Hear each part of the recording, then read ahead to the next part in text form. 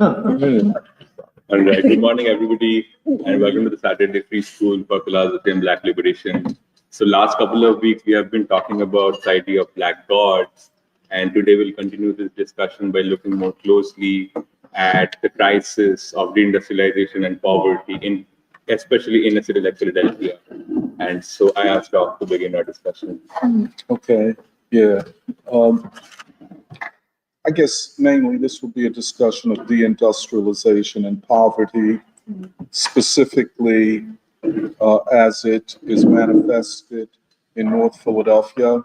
And I'll explain a little bit, a brief history of North Philadelphia, especially in the 20th century, how it was populated and how it became the industrial center of all of Philadelphia.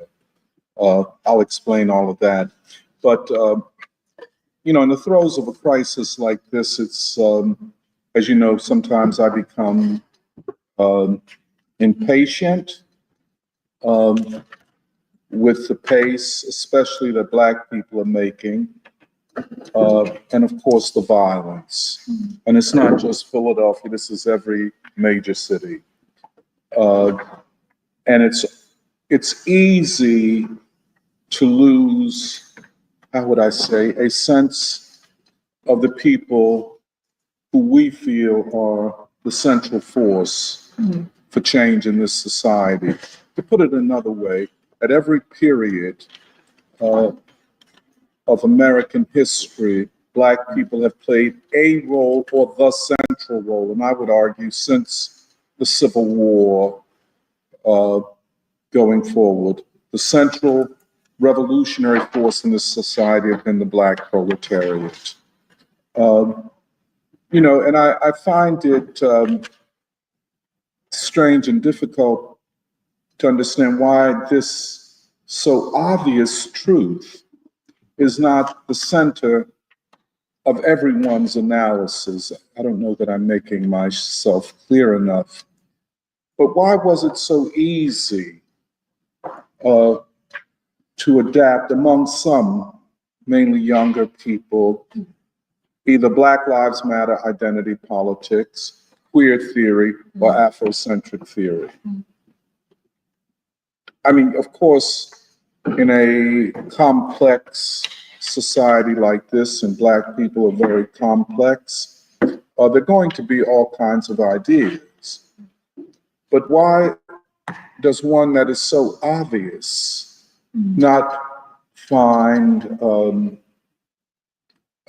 greater acceptance and embrace, and that is the Black proletariat? Why can no one get it that the state, the situation that Black folk are in a lot of ways is due to the revenge of the ruling class, which I will talk about. Of course, deindustrialization was the ruling class's final solution to the question of the American working class, who were more educated, more organized, and demanding more by the 1970s than they ever had. And so they had to bring them down, which they did, and we'll talk about that. But when it comes to Black people, without all the evidence, because who's going to tell the truth about this? A revenge assault was carried out against Black people for at least 40 years now. We can never forget that when we talk about the state of Black America. So sometimes it's easier to default to the indicators of the crisis, such as violence, such as poverty, such as no education or poor education, and so, like most sociologists do, a counting of the horrors and the catastrophe without anything deeper. So we want to do something different. That's where this concept of Black gods come in. I want to define what are gods. And how, even in writing it out, Black gods, do you do capital B and capital G, or do you do capital B for Black folk or people and a small g? Uh, are these gods secular, or are they only sacred? How do they function in the minds of Black people? And this is the key. And it's very unique. But in understanding Black people, and again for myself, I found myself in the last week, well, after free school, we had done so many things, and of course, all of us were in a certain way a little exhausted. But I found a need for more than just the intellectual, the political, the ideological, all that we do. I found a need to go a little bit external, not unusual for us in free school, something else, something more, something that spoke to what we're trying to understand, but from another angle. So I found myself grasping on to Donny Hathaway. And his unusual genius, unusual. In fact, once he was heard by singers like Luther Vandross. If you listen to Luther the right way, you hear so much Donny Hathaway. I believe that Stevie Wonder took Luther's style of singing and just adapted it. And what we think is Stevie Wonder, I think is Luther Vandross. There are other figures in jazz, such as, what's his name? Will Downing, Andy Bay, who are not as well known, let us say, but you hear Luther Vandross all over it. The Whispers performed a song dedicated to Donny Hathaway, and I think it is so accurate when they talked about his humility, his generosity, how he refused to sell out for money, and he stood firm into his art. Donny's impact was such that one of the things we want to show, I'm going to play a piece by him, I'll tell you why, is the Alvin Ailey Company performing one of his pieces. It was choreographed by Ailey himself and performed by Dudley Williams, one of his principal male dancers. And apropos Kathy's work on Barbara Bullock and Arthur Hall, the dancing that you will see, that's the way Arthur danced.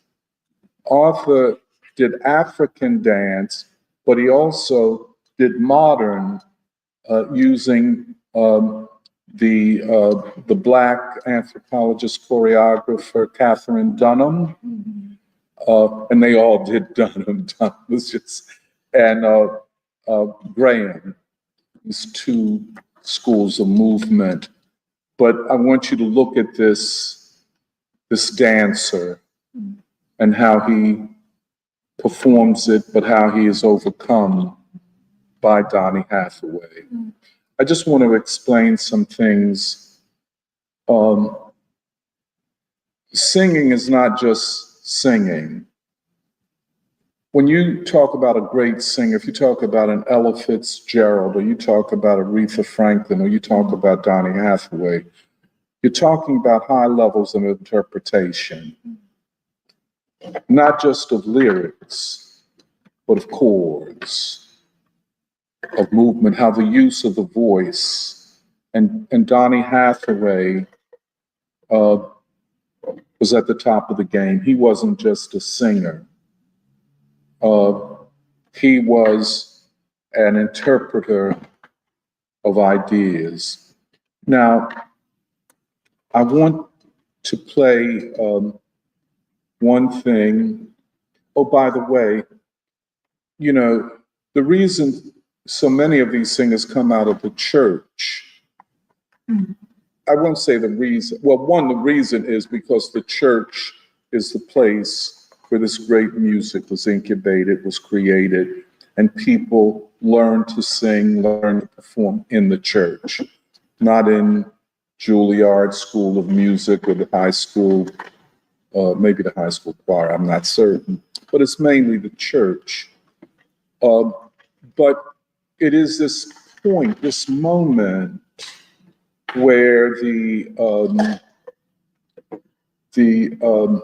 sacred and the profane or secular, the sacred and the secular meet. And when you hear Donnie, you know that he's also extolling Black gods. There's a way to get at the same thing through different ways. But Donnie comes out of the church. He sings like the person that's coming out of the church. And what he would be singing about in the church, he is singing about in the secular world. It is the search for those gods of beauty, of justice, of freedom. And I don't think we should make any mistake about it. It's hard to go to a Black church and not realize this is what you're in the middle of, even though the people in the church might not be able to express it like we are. But they are always seeking those special gods that will deliver people from 400 years of oppression. And so with Donnie, you could hear this one I'm going to play. You could sing a love song. Now, what is a love song? Is it a romantic love song, or is it a song of love for humanity, love for people? Because the next line he says, and wear a smile. Right. You know, and he will go, the lyrics themselves express the coming together of the sacred and the secular, the sacred as a form of the struggle for freedom. And I would say this over and over and over again. I know sometimes it's easy to lose sight of what all of this is, and that it is the struggle for freedom all the time. There is not hardly a moment in the day when Black people consciously or unconsciously are not thinking about freedom. Sometimes it, doesn't have the expression that we would like. Sometimes it's completely nihilistic. But you cannot even imagine an encounter with a Black person where they're not somewhere in the region of their soul thinking, I'm unfree. My parents were unfree, my grandparents, we have never been free. That's just, and if I could just tell you, I mean, it becomes burdensome at times. Most times, it is a burden to always have to be on guard, always have to think about this. All the promises broken, all the lies told, And so it is this music, and especially a Donny Hathaway. I would say, if you get a chance, listen to the Whispers tribute to Donny. And I think it's an accurate description of the revolutionary artist. And I would like to just say Donny is a revolutionary. And, like Dubois said, man must know man. This is the challenge of 20th century science. But he said, to know man, you must ultimately know Black men. And this is Alice's thesis. Man must know man. And I think we have to find ways. And I know, by the way, I know that we think about all that we do also in the context of the world's people. What must India know? What must China know? What must Asia know? What must Africa know? And I think one of the great achievements in the modern epoch is the African American people. And therefore, we are compelled always to go back to what they have created to know them. You know, to know Black people, in a lot of ways, you must know their art, their religion, their intellectuals, their composers, their dancers.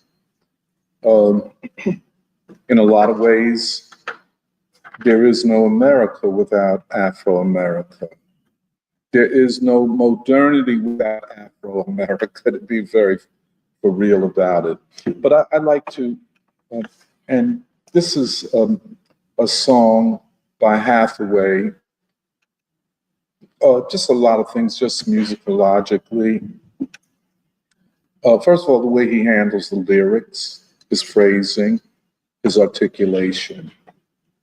You know he's a Black man because of the way Black people talk on, you know, it's different than the way we say things, the way we articulate certain words and other things, which is very special and unique to us. And we, you know when you hear a word pronounced in a certain, oh, that's a Black singer. But the other thing is the use of chords. Donny Hathaway is great as a singer because he was able to navigate complex chord structures in a single song. And the other thing, his extraordinary range. He's singing mainly at the tenor level, but he's able to go low like that without losing any of the clarity of the lyrics or the music. The other thing is, you know, one way that you're able to tell how good a singer is, not if they can sing fast music, a fast song, but what they do with a slow one. That's the key, and you're going to see this. And just listen for this time, and we can talk about it a lot more some other time. And the other thing is, there is the Ailey Company, as I said, this great dancer dancing to this song by Hathaway. What is it called? Is that? I forget the. This one? No, that's the other. Just hold on 1 second. I just want to tell you a song for you. Mm. And just the last point, how he understands and interprets love. Mm. It's so Baldwinian. It's so Baldwinian. It's like Baldwin birthed him and spit him out, man. It's just, they're just so similar, you know, in their spirit and such. But we're going to start with this one, Take a Love Song. And it's so optimistic.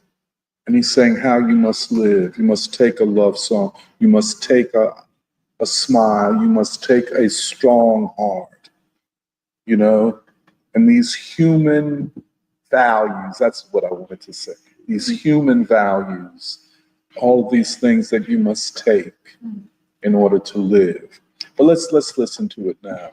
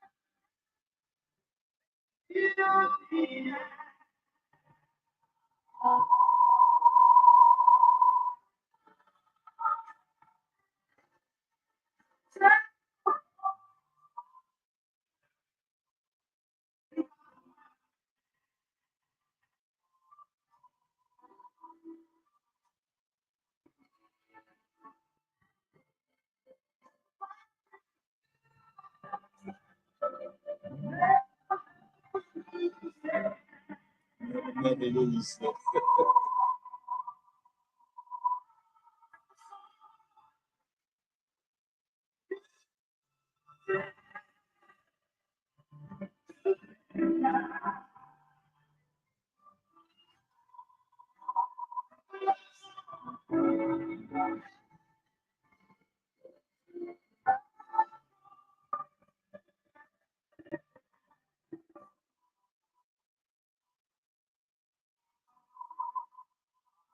I just want to say one small thing.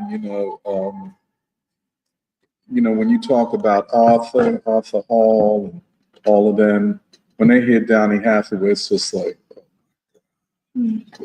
like so deep. Oh, by the way, the sound didn't come across as clear as I wanted it to. His voice, but we'll do that another time. You'll see this Ailey dancer, and this is the way Arthur danced, the same way. But I say all of that, I just want to say, a people who produce this can lead humanity.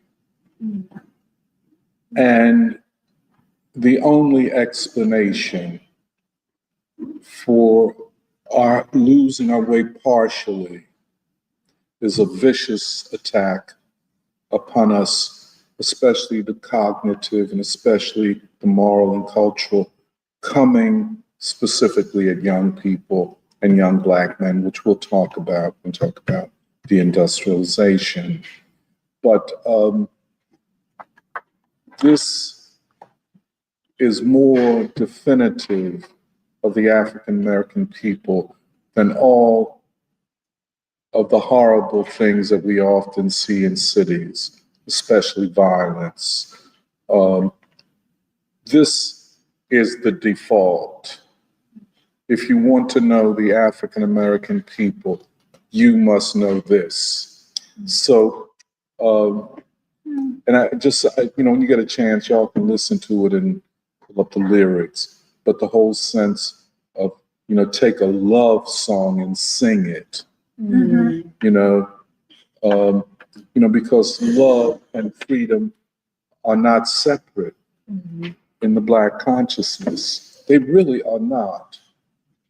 Love and freedom and beauty, they are not separate. And so to know the Black proletariat, as we're going to try to get closer to knowing in these next months, you must know their spiritual life world. And that's more than their economic condition. But Emily, could we play the next one? I just want people to see this dancing, and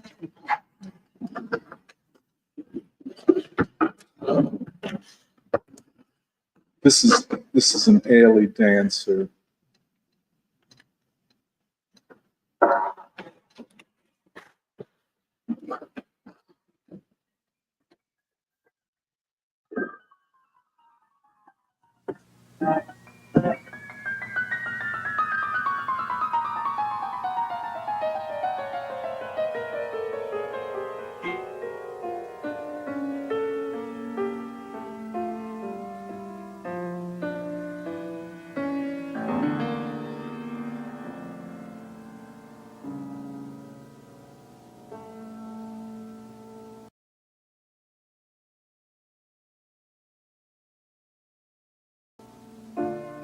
I've been so many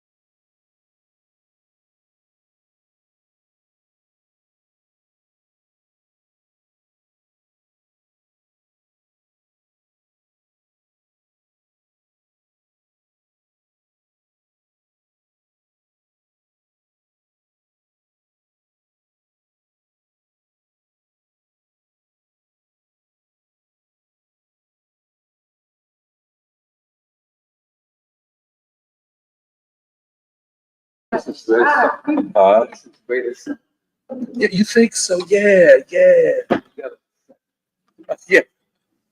You know, but just the other It thing. makes me very emotional when I heard the song. I was back there, I heard two chords, and I knew what it was. And I remember the lyrics, and I heard you. it's a very, to me, it was a very emotional song. Listen, yes, I think Donny Hathaway, um, everything about him. Had to bring it to me. Yes, yes, yes. And the dancer. I think I heard him. Huh? I saw that. Yeah, yeah. I heard him give an interview where, first of all, he knew kind of, he and Elliot worked out the general outline of what the movement would be. By the way, these are movements, what these dancers and what Elliot achieved was this great synthesis of ordinary black people's movement. So a lot of things you see him doing, uh, you could see that in the church when people get happy. You know what I'm saying? Um, but that is extraordinary movement to an extraordinary song. That the dance, I heard him give an interview, and he said at the end of it he was weeping. It was such a uh, you know, and Donny Hathaway's music. So I'm just saying all of this as kind of a prelude to who are the people that we're talking about, who've given so much to humanity and received so much from their own government, from the very people, mainly the white Americans, that they have made possible for them to go to another level. In fact, without most of them even understanding. Um, in fact, I just returned to this before getting into the deindustrialization.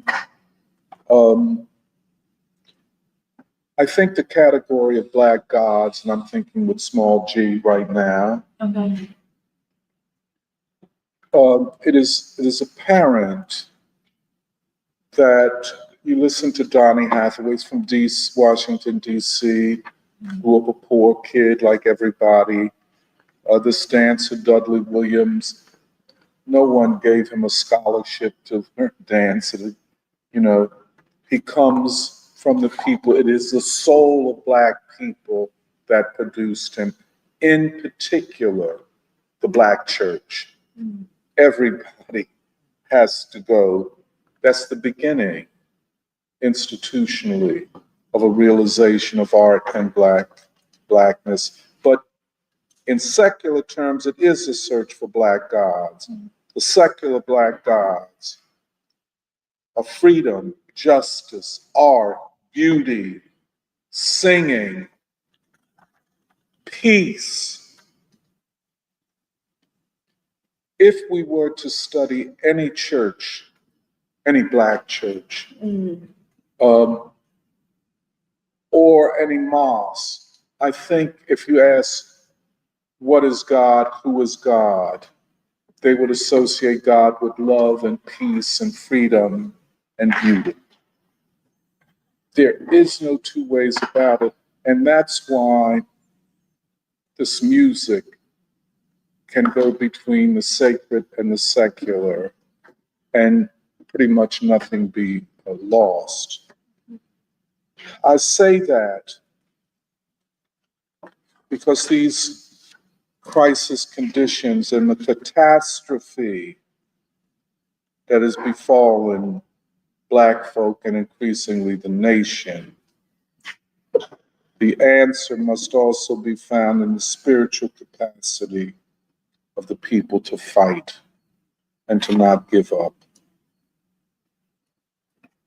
Deindustrialization, as it is called, pretty much took off in the 1970s in this country. At least that's when most economists associated with. However, the deindustrialization of North Philly began in the 1950s. maybe close to 2 decades earlier.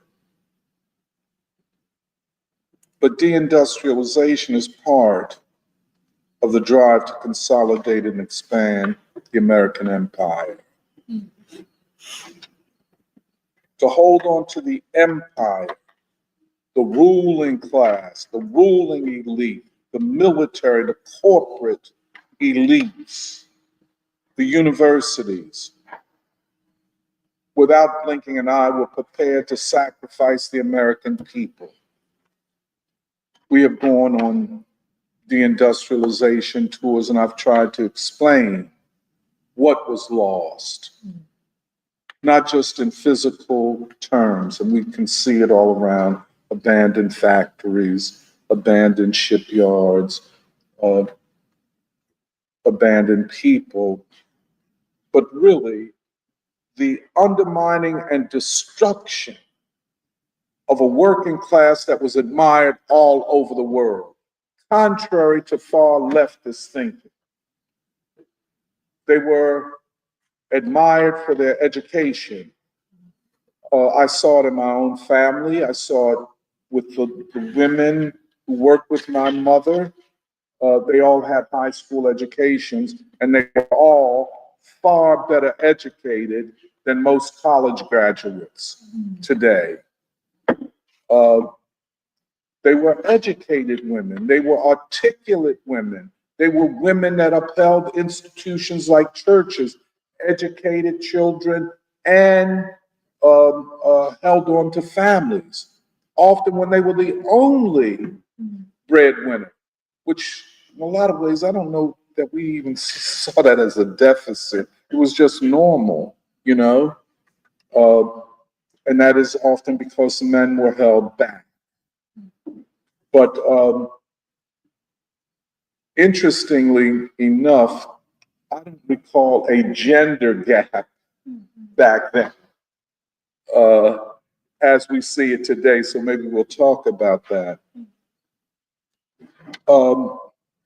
So if you talk about what we call North Philly, and let me just attempt to describe it. I think North Philadelphia geographically, first of all, it is not just a geographic location, it is a social location. When you say North Philly, you're talking about Black neighborhoods. No one would ever, and you're talking about Black, working class, and poor neighborhoods. That went for Black people who moved to West Philly or to Germantown or to West Oak Lane. They were attempting to escape the worst crises, the worst problems of Black Philadelphia. And all of that was associated with North Philly. You said North Philly, you meant Black, you meant, well, in a lot of ways, the best dressers, the most hip guys, the best looking women, the best dancers, everything. And, you know, Teddy Pendergrass, all of that, not to mention Coltrane, all of that is North Philly. It's very significant as a cultural, political location. The history of the civil rights movement in Philadelphia is about North Philadelphia. There were things in West Philly, I don't remember anything in Germantown, but it was North Philadelphia. The great art of Philadelphia is North Philadelphia, but it all issues from this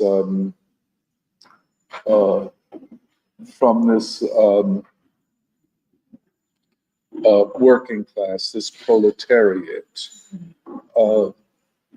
And if I could just say, it looked different then than it does today. There was more pride in its working class character. I mean, I grew up, you know, because, you know, I grew up in mainly a female environment. My mother, aunts, the women that worked with them, some very female in the ways that I can see things. And I always heard, you know, so-and-so, he got a good job. Not just a good job. He worked on the waterfront, you know, or mainly they would talk about he just got a good job. And I recall, the house where I live now, sitting on the steps and watching different brothers, sisters coming home from work. It was like, it's like the army of the working class, at all coming home at the same time. And it's just such a proud thing. Like Clayton. Clayton, he worked in construction, and he was a hell of a dude down from the original Tenderloin. And he just looked so strong, and he was a knockout artist also, by the way. And well, I won't get into that. But and I remember the women coming home from the garment factories and how they were dressed. They wore something like the top that you have, Michelle, but they would have like dresses. They wore dresses to work. And they, huh? And stockings, yes. And they worked on power machines. Their mothers had worked in the houses of white women, but they were working in a factory with a union. And and they took care of themselves. Wasn't no, I'm waiting for my husband or my man. Oh man, I handle this. And I knew women who fought men, physically could fight men. And if they couldn't beat them with hands, they could stab them. People carried knives. I cut you. But anyway, that's another story. But these women were independent women working in factories and on power machines. You know what I'm saying? These were sewing machines, not like you would have in your homes, but for industrial things, making raincoats, making other garments that were sold all over the world. Men, many of whom didn't have a good education, but were disciplined, could go down to the waterfront. And that was a whole different kind of industry. It wasn't a factory. You went every day and you signed up with a gang, not a fighting, a gang that would work on the ships to unload them. And all great cities going back to ancient times are built on rivers. And so Philadelphia was fortunate to have the Delaware River, which empties into the Atlantic going north. And so all of this would come in, especially after World War II. And so the hopes of Black people rested upon the hopes of the working class. Everybody, even if we didn't say it, we knew it. If we are to go forward, it will be the working class, the shoulders of the working class.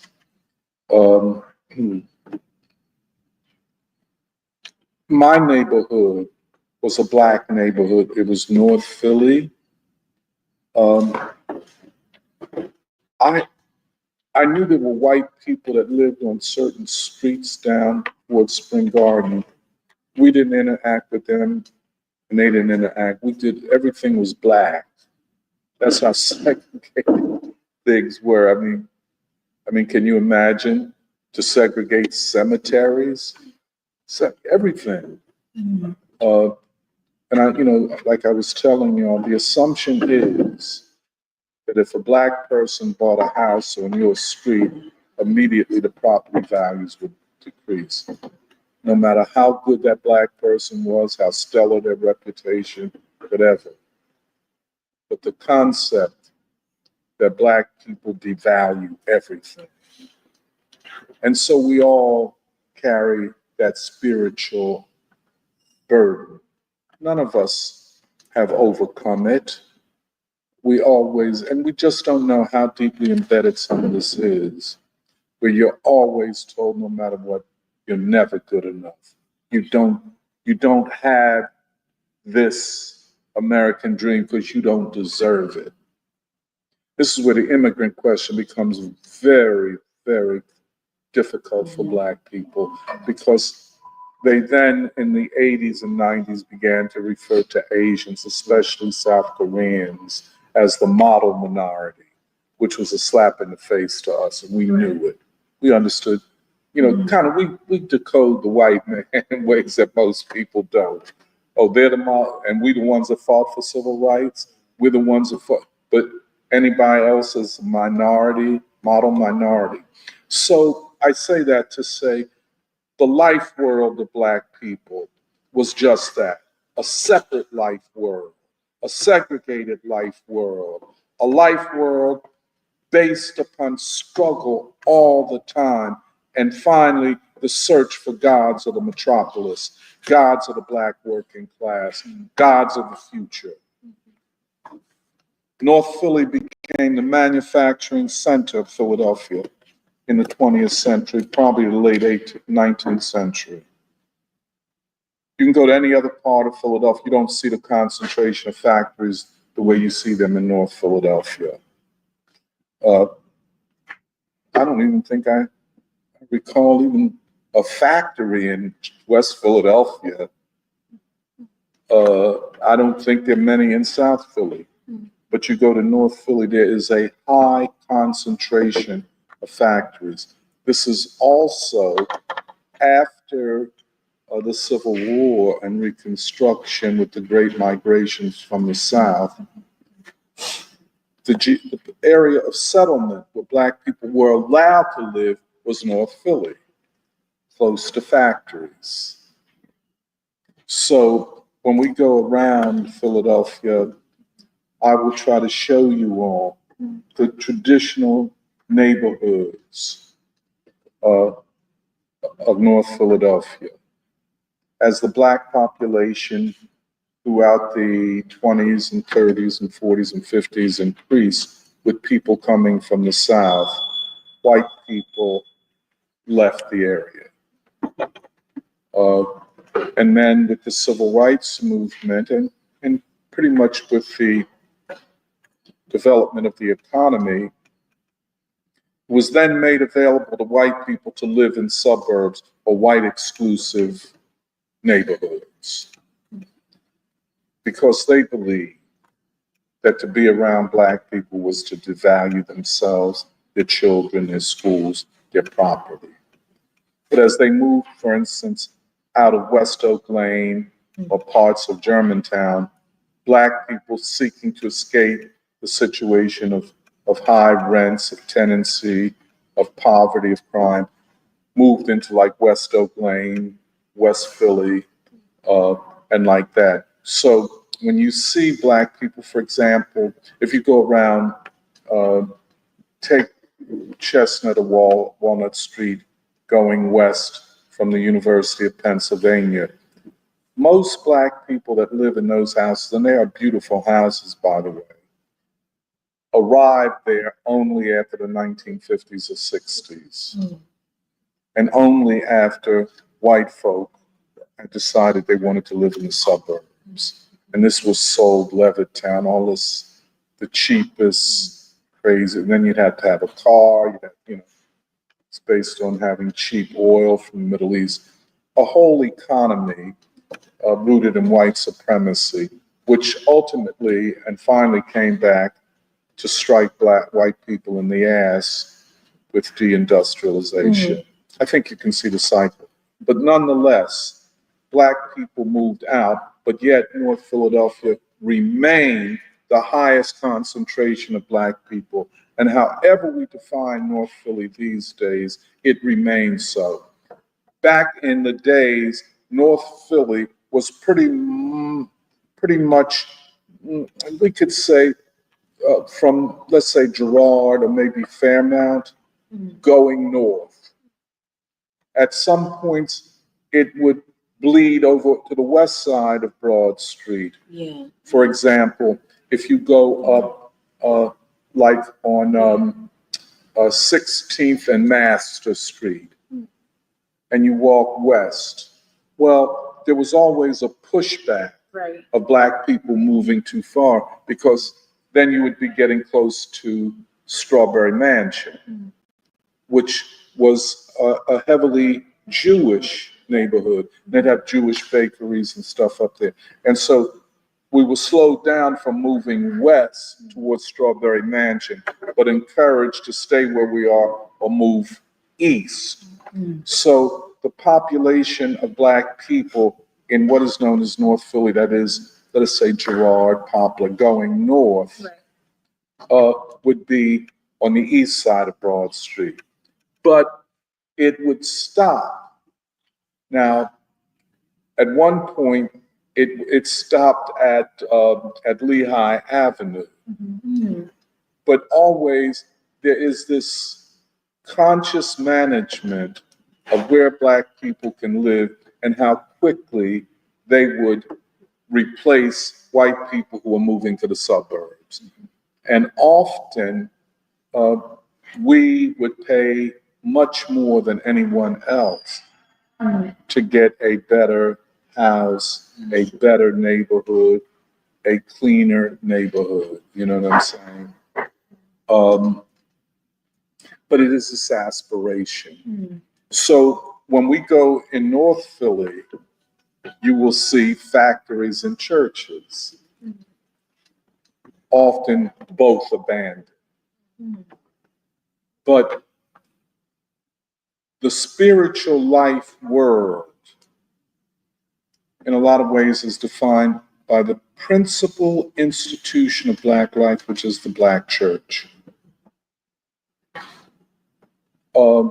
Then the family, the neighborhood, and then different civic organizations like Masonic lodges, Elks lodges, different ladies' auxiliaries, and these types of things.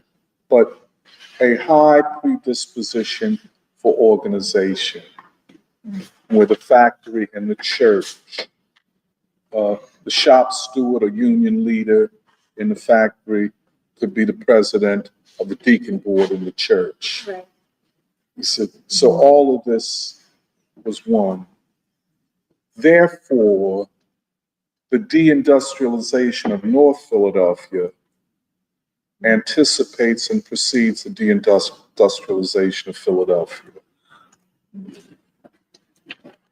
where, in spite of the fact that we always had and knew that we had a limit on what we could do, how much we could make, where we could live, we operated in that. You know what I'm saying? It's a quite interesting thing. And create a spiritual life world within what apparently were structural limitations, but we turn them into creating a spiritual infinitude, an infinity of the spirit, of the arts, of the creativity. Therefore, and this, when you talk about, for instance, take Ile Ife, Right. and the, what do they call it? The community, the village of arts and humanity. With all of that all of those statues that are kind of a throwback to the Sahel of West Africa. Right. That is the area where Burkina Faso is, where Mali is. You see all of that statuary that they built on abandoned lots. Yep. We will not give up. Right. Ile Ife. And then, of course, out of that you get Barbara Bullock, Sunlaw, all of these things creating a spiritual life world. We're saying we're not going to be defeated. Right. We're not going to, we will assert humanity in spite of everything. Now, again, North Philly was the center of the industrial manufacturing base of Philadelphia. Philadelphia is not like Detroit or Cleveland, maybe even Missouri or Chicago, where you have a concentration of heavy industry. We have medium level industry, more diverse industrially. So we have, as I said, garment. There would be some steel production. I think the last steel factory in Philly has been torn down. There was auto production, and other things, but it was all manufacturing. Now, when industry expanded in the city, it moved to the northeast. That's why when you talk about Kensington, you're talking about a previous, or Frankfurt, a previous manufacturing area that was settled primarily by white workers. Okay? But it was different than what we would call North Philly. It's like Northeast, they call it Northeast sometimes, Kensington, Frankfurt, and so on. But it tended to be more stable, which meant they got higher wages. They could buy homes. It was what Dubois called the wage for whiteness. But nonetheless, industry, and you'll see newer factories, that is 50s, 60s built factories. If you go up the northeast, up Roosevelt Boulevard, nonetheless, the industrial center was the traditional North Philly, which is the traditional settlement of Black folk in Philadelphia. I don't know, does that, you get the visual of it? And so, like when we go certain places, you see houses right across the street from a factory. Very nice houses, by the way. Or you see, especially in North Philly, the church adjacent to the factory. It is this kind of organism that I'm trying to explain. Therefore, the deindustrialization of North Philly undoes a lot of other things because everything is connected. The factory, the church, the community. So a leader in the factory wouldn't be a big thing for that person to be a leader in the community or the church, you know? And I know in Zion Baptist Church, which was a highly sophisticated social organization, leaders in factories like my mother, they were also leaders in the church. And as I recall things, you know, we didn't elevate celebrity and, you know, all of smart people and all of that shit. It was the worker.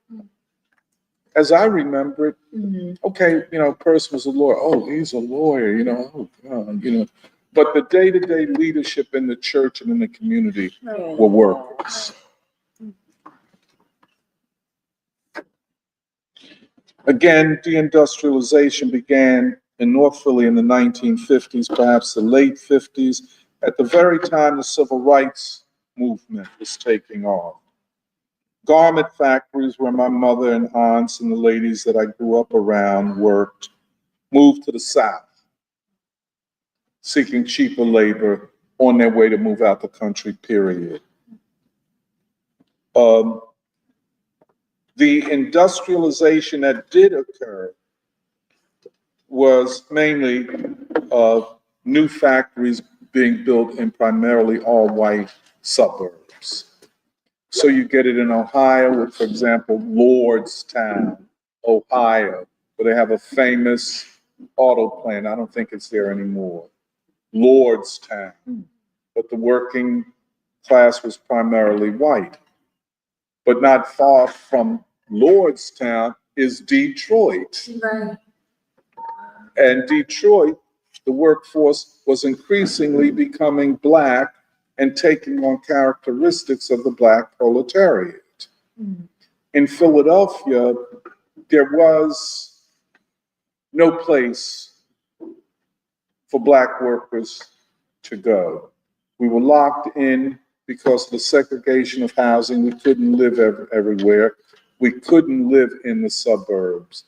You know, this thing where you see Black people living in Cheltenham. Oh, I'm, it was just an unimaginable dream.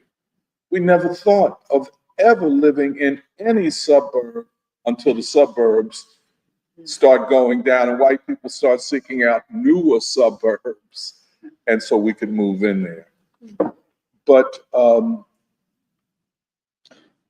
we were confined to North Philly. The life world of the church, the factory, the family, the school, the neighborhood was held together on the basis of working people.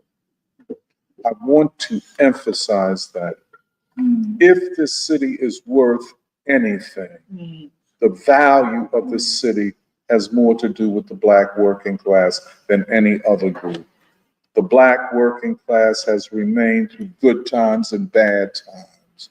Where other people fled, oh, I'm going to the suburbs, oh, you know, I'm going to live here or there. We stayed. We tried to make the best that we could of this city. We tried to reform the political system. And it was Black folk. It was Black folk, the independent political movement, which was a morphing out of the civil rights movement, the Black political movement. You know, we just don't want to have the right to vote. We want to have the right to be elected, to hold office. See what I'm saying? Now, of course, so much of this has been seized upon by opportunists, but that was Black folk coming in the 60s and 70s. The Voting Rights Act, you know, lifted the spirits of everybody. Churches threw themselves into this battle to break machines, and the greatest political machines. The greatest achievement in this is Harold Washington, to break the most powerful political machine in the country, the Chicago machine, and they broke it. And it's never been put back together quite like it was. You know, a lot of times, you know, you hear the narrative after it's about 40 or 50 years old, and it comes through Mom Donnie. Oh, he said, come on, Don.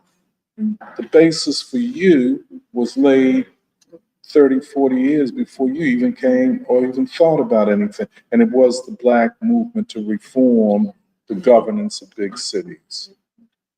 You know, everything from the collection of trash to who could work for the city to the public schools. And so the political independence movement, that's what we called it, independent of both parties, although mainly running in the Democratic Party. So, but at the core was again North Philadelphia.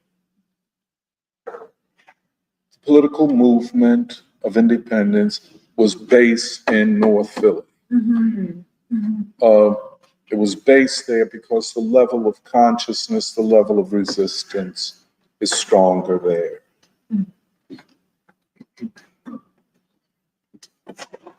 By the 1970s, North Philadelphia was almost completely deindustrialized. Many of the people who grew up there, who lived there, were still around, although death became more prominent. People are dying younger. People are doing things. And, you know, a lot of the deaths have to do with over drinking, alcohol, drugs, and so on. You might see them. They might be holding on. They're certainly dying faster than would be expected had deindustrialization not taken over. But deindustrialization in the era of the decline of, or the, I won't say decline, at least in the earlier period, the effort of the US empire to consolidate itself. We're still in the throes of the Cold War. you got the overlay of anti-communism and war. War is always a permanent feature of social political life in this country. There's no generation that has not faced a war or multiple wars at the same time, and the extraction of resources from the people. But all of this adds a different quality to poverty. It is not the poverty that we began to accept as normal. There would be poor people, there would be government programs, and ultimately, through jobs and other things, they would get out of poverty. Poverty was solvable, so to speak. Just like Franklin Roosevelt and then Lyndon Johnson, we will fight poverty. For those who do not have enough food, we will give them every month or twice a month.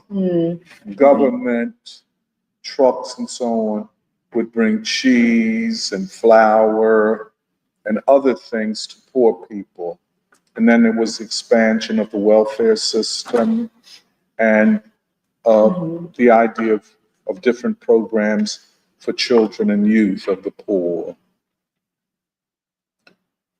Education was still, into the 1970s, seen as something valuable and to be helpful in getting a person out of poverty. So people were not only just interested in getting a high school education, but then they wanted to get technical training wherever they could find it and such. But the spirit of an upward trajectory, rising tides raises all boats.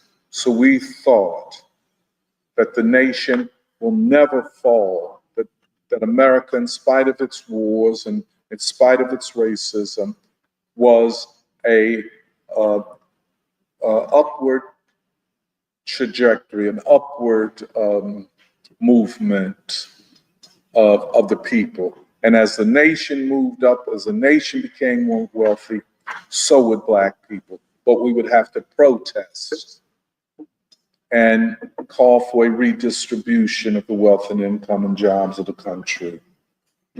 A center of it was education. For most of us, the historically Black colleges was, if not the only option, the only real option for us. And so we made Black colleges and universities into better colleges and universities than the Ivy League. And I think that was a fact, because there was a purpose for education. I just want to talk about this new qualitative poverty. Black folk, and we will see this, experience a type of poverty that is unknown to any other group in this society and probably no other group in the world. Black people have never been anything but poor as a people, as a community. And this goes back to slavery. We're talking about 20 generations of intergenerational poverty and deprivation. Yes, some of us escaped, but we're not that far removed. Most of us never escaped. Most of the dreams of economic stabilization have been abandoned. This new quality of poverty means that the poorest group among Black people are children and youth. But the next poorest group, and maybe it's a tight competition, are Black men. This is new. But it is not just that they are poor now, they will only be poor. And, you know, there's certain points in life where if certain things have not occurred, then the trajectory of your life is already set in. For most young black men, the only options, the only trajectories for their lives are poverty, maybe homelessness, being despised by most people, et cetera, et cetera, et cetera. In other words, if you have a low education or no education, are in poverty, were born into poverty, and you are a black man, you are on a death march. You are on a death march, social and physical death. I don't know what the statistics, the data is on life expectancies, but black young men do not foresee a long or quality life. Life is short, hard, brutish.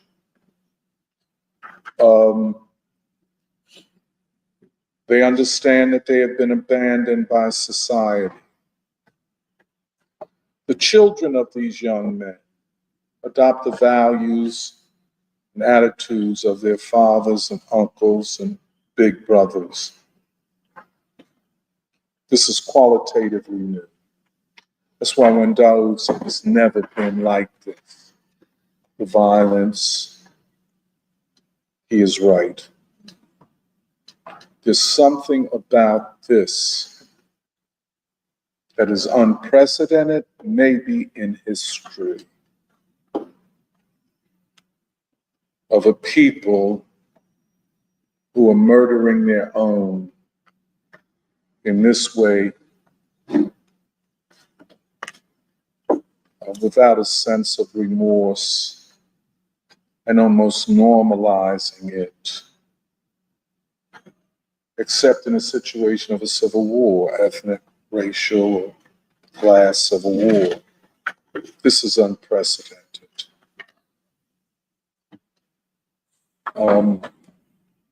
I don't know of a time ever when black people were afraid to go out of the house, afraid to let their children play on the street. I hasten to add, this is only a small part, maybe 10, 15% of the young generation of young black men. But they are so positioned and in a lot of ways encouraged by a culture, elite culture, to be that outsider group who, as they see it, are taking matters into their own hands. But we've never seen this. I associate this with the new qualitative level, the quality of impoverishment. There is no comeback. There is no hope. There is no second chance. There is nothing but a long death march. And they know this is a death march. They see it all around them. Their uncles, their brothers, their fathers have been on this march. It is well rehearsed. It is well known. Their attitudes, a lot of times, I don't want to hear nothing. Oh, you talking, I don't want to hear it. You know what I'm saying? That is an attitude I know of, I've seen. Don't tell me nothing. Oh, excuse me, brother, can I talk? No, I don't want to talk. You know what I'm saying? And I consider that to be a reasonable response. There's no do-gooder's answer to this, you know? In a lot of ways, these young men hear better harsh talk than they do so-called empathetic, sympathetic people. Oh, I want to help you. The fuck you want to help me for? That's the attitude, you know. Don't nobody else want to help me. And I'm on this long march to death. Believe me. And thus, a wide Unexplainable gender gap among Black people has emerged. They do not want to hear, oh, we got to vote for Kamala Harris because she'd be the first Black woman president. Their answer, so what? The rest of y'all ain't did nothing for us, so why is she? Barack Obama coming around Black men talking, hey, get the fuck out of here. That's their attitude. Punk motherfucker. That's the way they talk. Excuse my language. Overwhelmingly, they state to themselves, they're not into this violence, ain't, into that, I'm gonna just shoot up a neighborhood, fuck it, I don't care who I shoot. Most ain't nowhere near that, but they're separated from institutions like the church, and they're cut off from society. One study, which has not been replicated in 10 years, but you might wish to look it up, it's a New York Times article, that said in 2015, it was assessed that 1.5 million Black men can't be accounted for. In other words, the places where you can account for Black men, unemployment line, homeless shelter, penitentiary. I mean, there's some way to account. I can say where you at, because you in some way interact with the larger society. Maybe a job, a service job, but some way to account for them. But 1.5 million in 2015 could not be accounted for. I think everything that we've gone through, and that could be doubled, just are not to be found in society. A stranded population, a level of marginalization perhaps never before seen in a modern society. In other words, we're looking at phenomena that have never existed before. You can't say in urban studies or anything, well, in Vienna in 1605, they had something. No, nobody has ever had anything like this. Then you take the Philadelphia population. Philadelphia, and I know Emily has other data, Philadelphia is believed to be, at least from data, whatever that is, the poorest of the top 10 cities, which means that it doesn't have a lot of wealth at the top end, but it has a lot of poverty at the bottom end. I think Chicago might have similar Black poverty to Philadelphia, but it's more wealthy at the top end. But by saying Philadelphia, the sixth largest city, is the poorest city, is also to say that the Black proletariat is in desperate conditions. Okay.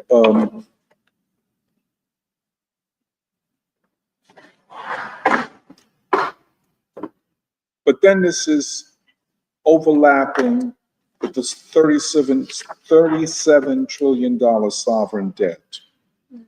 This is what the ruling class and the politicians are really concerned about. It's projected in 10 years to be up to about 50 trillion. No nation, I believe, has ever experienced this level. When they say sovereign debt, this government debt, debt of the state, it's now $37 trillion. If you went back 15 years, it may have been half that. But what drove the government debt, in other words, indebtedness, were three things. One, the wars in Western Asia, Iraq, Afghanistan, and of course, Libya and Syria. Already $7 trillion estimated, okay? Then the financial collapse of 2007, 2008. How many trillions that consumed? I don't know. But it's in the trillions. And then COVID and the shutdown, the lockdown, and how the government had to pay out stuff. At this point, there's no way for the government, based upon the current economic structure and the structure of no economic growth, the government will never pay this debt off, and foreign nations that hold American treasury or debt are trying to get rid of it as a statement that the US and the US dollar are on an unsustainable path. Now, with Trump and his big, beautiful bill, which was a bunch of bullshit, and I don't want to be cursing in the church, forgive me, y'all. The key thing here is that they're not saying it, but what they claim to be doing is getting government spending under control. But that's what you're doing ain't going to do nothing in terms of this expanding debt. The government of the United States cannot function without borrowing money and printing money. Ultimately, this will lead to the devaluation and abandonment of the dollar on an international level, which will then be the moment of truth for the entire working class and middle classes of this country. You know what I'm saying? Most people are laying back. I can't understand what's going on. It don't look good, but what can I do type? Most people are laying back. But most people are trying to prepare for a catastrophe. How it will come and so on, no one knows.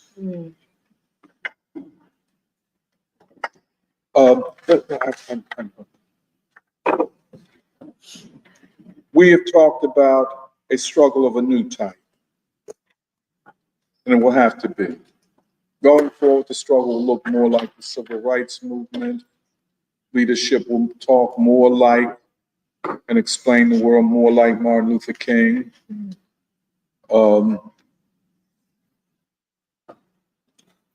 A central base of all of this will be the Black church and mosque and Black gods, which is the Black sensibility of beauty, justice, freedom, and all the positive values. This movement, I think, a all humanity movement, a movement which must take on important ideological questions that have been kicked down the road too long. Central problem for the American people is the question of whiteness. For the people, if the people are going to be able to fight for their rights, they cannot do it and hold on to this pernicious, predatory concept of whiteness. The positive thing is, more white folk are closer to doing that than ever, because whiteness is not, what is there to hold on to? A reputation? Well, I don't think it's much of a reputation. It is unable to provide material benefit. You know, you can't, just because you're white, don't mean you're going to get a job, especially if you live in Butler, Pennsylvania, Western Pennsylvania, those deindustrialized areas. So all people struggle. In many ways, there are conditions for it right now. At one time, and I've said this before, in the period of the 60s and 70s, there was talk of race war on all sides. Talk of not race war was an unusual thing, like you get a Henry Winston talking about the fight for unity.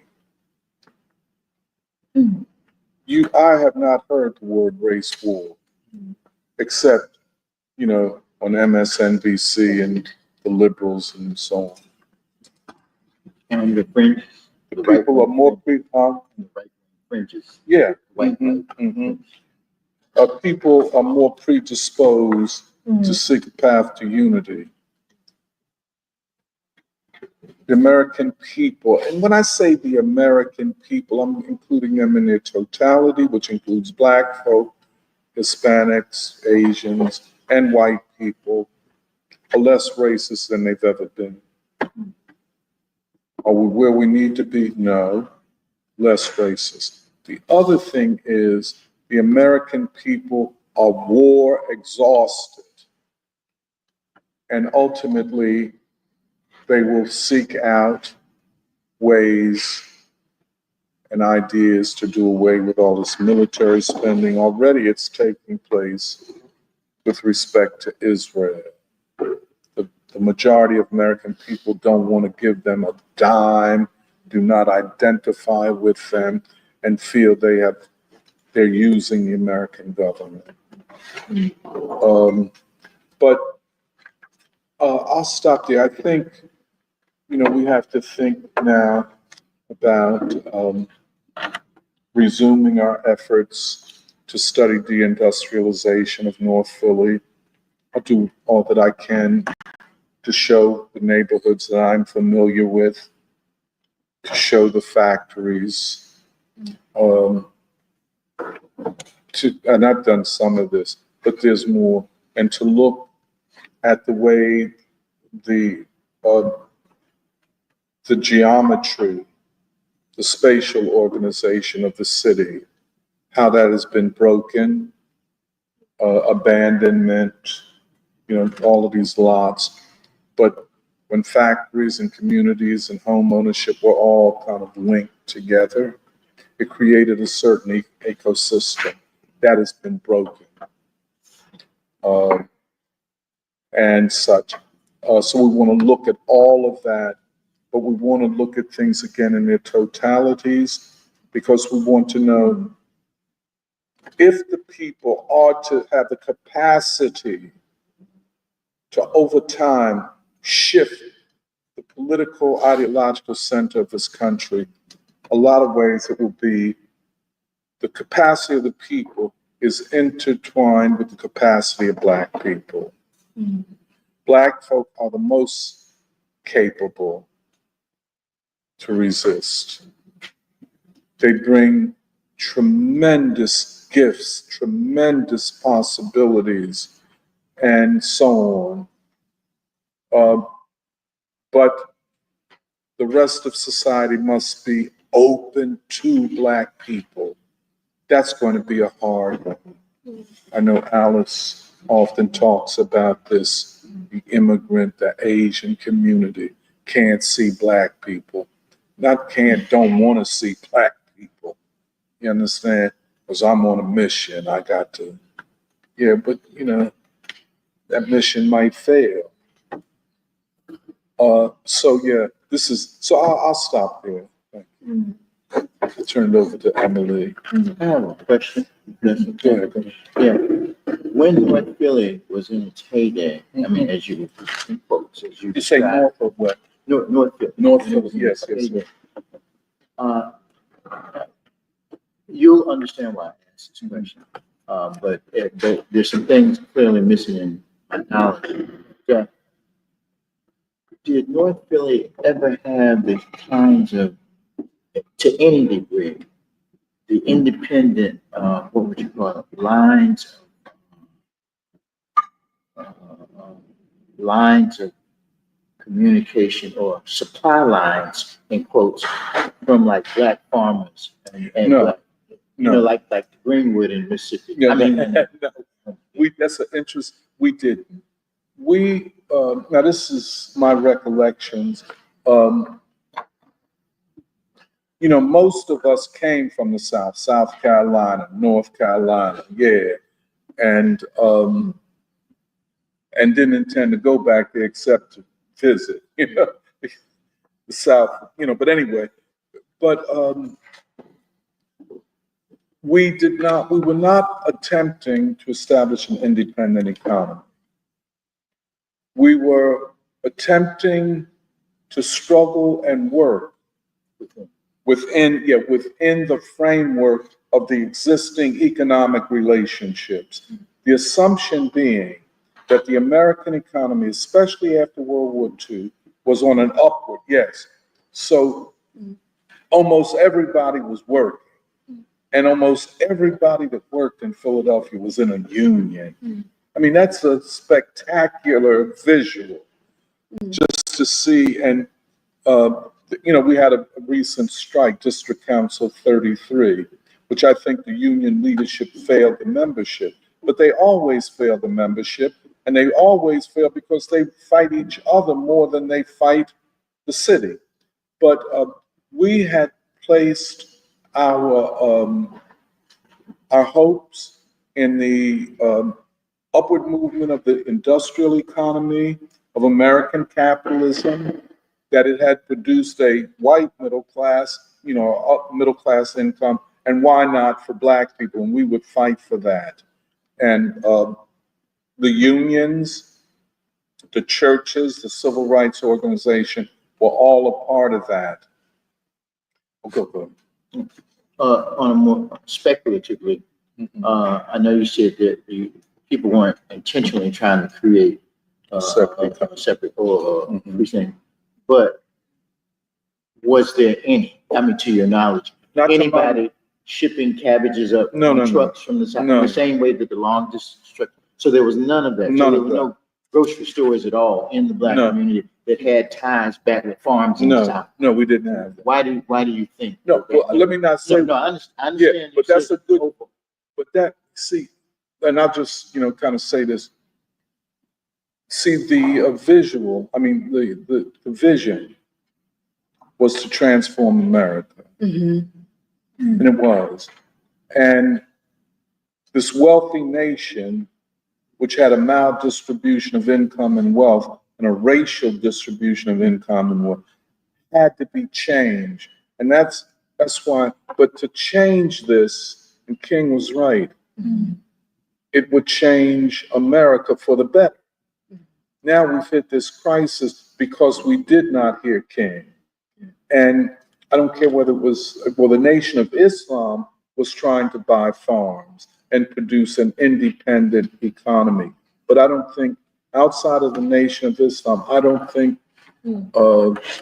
Prophet Cherry, they may have gone down south, to get some products for their membership. Maybe certain churches do, but I don't think the big thing for us in the 1970s was Reverend Leon Sullivan setting up Opportunities Industrialization Centers to train Black people, because they would always say, we can't hire you because you don't have the skills. So we went about setting up our own training thing to train people in skills, etc. But that was the way I think I'm accurate here. That was the major thrust. I'm willing to bet you. I understand what you're saying, but it's hard for me to imagine that no one ever brought some watermelons up on a train from South Carolina. I'm certain to the neighborhood, and you're right. You're absolutely. They did. I'm certain. Yeah, because there were people who would go down south and bring stuff back on trucks and everything. But nobody created a little store, is my whole point. Ongoing business. That they didn't do that. No, we didn't pretty much have that. We were locked into the manufacturing economy, to the relationships of production, the relationships of exchange. Yeah. Well, I think. Oh, good. I think what you're raising, or my response, is also related to some of how I wanted to add to Doc's presentation about where I think the question for us in free school, and in some ways over the past years, the way we've talked a lot about, I think in a lot of ways, free school is onto something. And I think it was highlighted actually at our knowledge symposium, the beginning of a new stage of our development. And I think we pick up from King, this idea that the premier question for us has to be, is there a better future? And if there is a better future, what does it look like and what is the path? Because actually what you just said, Doc, I was going to end with, but I guess I'm going to move back in my notes, which is King. I mean, what we get from King as a revolutionary is the idea that if there is a future for America, it must entail a complete reconfiguration of social, political, economic, and moral relationships. And King, just like Dubois, just like us, believed that Black folk, the Black proletariat, is the advanced force in terms of strategy and vision as part of that reconfiguration. And I was going to end with this, but actually, I think I'll just start with it, which is really what I wanted to add to what Doc said, like the beautiful picture, honestly, the very comprehensive picture you gave that has to be known of deindustrialization and poverty in this city, because this is our city, like we are in the city is. I want to kind of attempt to merge or synthesize a lot of what we in Free School have been talking about these past weeks of knowledge and Dubois, and synthesize it with the concrete questions of how are we going to transform Philadelphia, which is a window into understanding the need for a transformation of America, especially at a time of crisis of legitimacy, and also what we're calling a civilizational collapse of whatever the Western civilization that people believe was behind even just the state as we know it, government as we know it, everything. But I wanted to go back to me, this is something I think a lot about, and I brought it up last week and I want to build on it, which is why Du Bois? Like, why is Du Bois so key for us? Like today, on this Saturday, thinking even about the extreme poverty in Philadelphia of Black folk and what the significance of that for us and the city and also America, which is at the end of the first chapter of The Souls of Black Folk by Du Bois, which is titled Of Our Spiritual Strivings, he says, and it's a few paragraphs, so I apologize if it's long. He says, so dawned the time of storm and drain. Storm and stress today rocks our little boat on the mad waters of the world sea. There is within and without the sound of conflict, the burning of body and rending of soul. Inspiration strives with doubt and faith with vain questionings. The bright ideals of the past, physical freedom, political power, the training of brains, and the training of hands, all these in turn have waxed and waned until even the last grows dim and overcast. Are they all wrong? All false? No, not that. But each alone was oversimple and incomplete. The dreams of a credulous race childhood, or the fond imaginings of the other world, which does not know and does not want to know our power. To be really true, all these ideals must be melted and welded into one. The training of the schools we need today more than ever. The training of deft hands, quick eyes and ears, and above all, the broader, deeper, higher culture of gifted minds and pure hearts. The power of the ballot we need in sheer self-defense, else what shall save us from the second slavery? Freedom too, the long sought we still seek, the freedom of life and limb, the freedom to work and think, the freedom to love and aspire. Work, culture, liberty, all these we need, not singly, but together. Not successfully, but together, each growing and aiding each, and all striving toward that vaster ideal that swims before the Negro people. The ideal of human brotherhood, gained through the unifying ideal of race. The ideal of fostering and developing the traits and talents of the Negro, not in opposition to or contempt for other races, but rather in large conformity to the greater ideals of the American Republic, in order that someday on American soil, two world races may give each to each those characteristics both so sadly lack. We, the darker ones, come even now not altogether empty-handed. There are today no truer exponents of the pure human spirit of the Declaration of Independence than the American Negroes. There is no true American music but the wild, sweet melodies of the Negro slave. The American fairy tales and folklore are Indian and African. And all in all, we Black men seem the sole oasis of simple faith and reverence in a dusty desert of dollars and smartness. Will America be poorer if she replaced her brutal, dyspeptic blundering with light-hearted but determined Negro humility? Or her coarse and cruel wit with loving, jovial good humor? Or her vulgar music with the soul of the sorrow songs? Merely a concrete test of the underlying principles of the great republic is the Negro problem.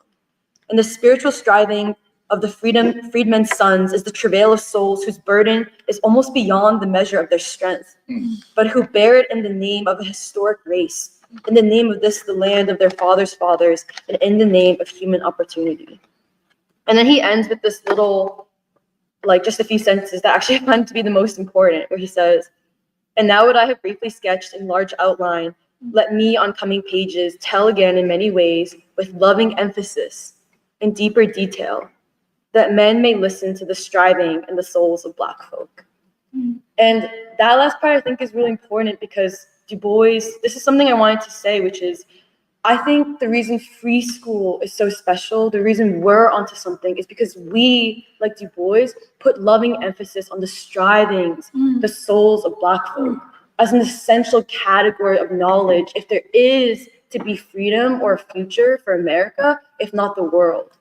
And the reason why I think the strivings, the souls of Black folk in particular, are so significant, and how I think it relates to our study of Black gods and deindustrialization and Black poverty is, like, we say this a lot, like I've said this a lot in the Band on Reading group, we talk about it, but I think we're at a place of political maturity where we are both seeking to understand the suffering of the people, the suffering of Black folk that's not organic, but instead a manufactured suffering because of an attack of white supremacy on an advanced Black proletariat.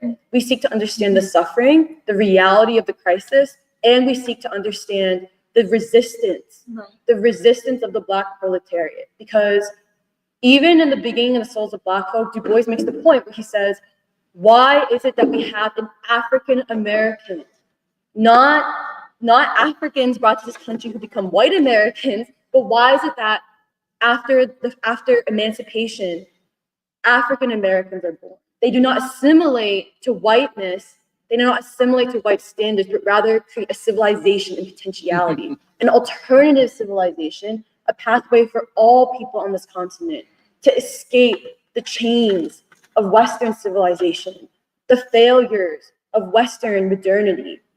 And I think that's also where we come from. We seek to understand an alternative civilization and potentiality that offers freedom, fulfillment of humanity, fulfillment of human character for all people, us, like everyone in this room.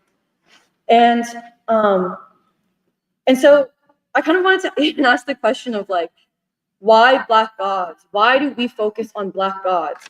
Why do we focus on Black poverty? Not just poverty, but Black poverty.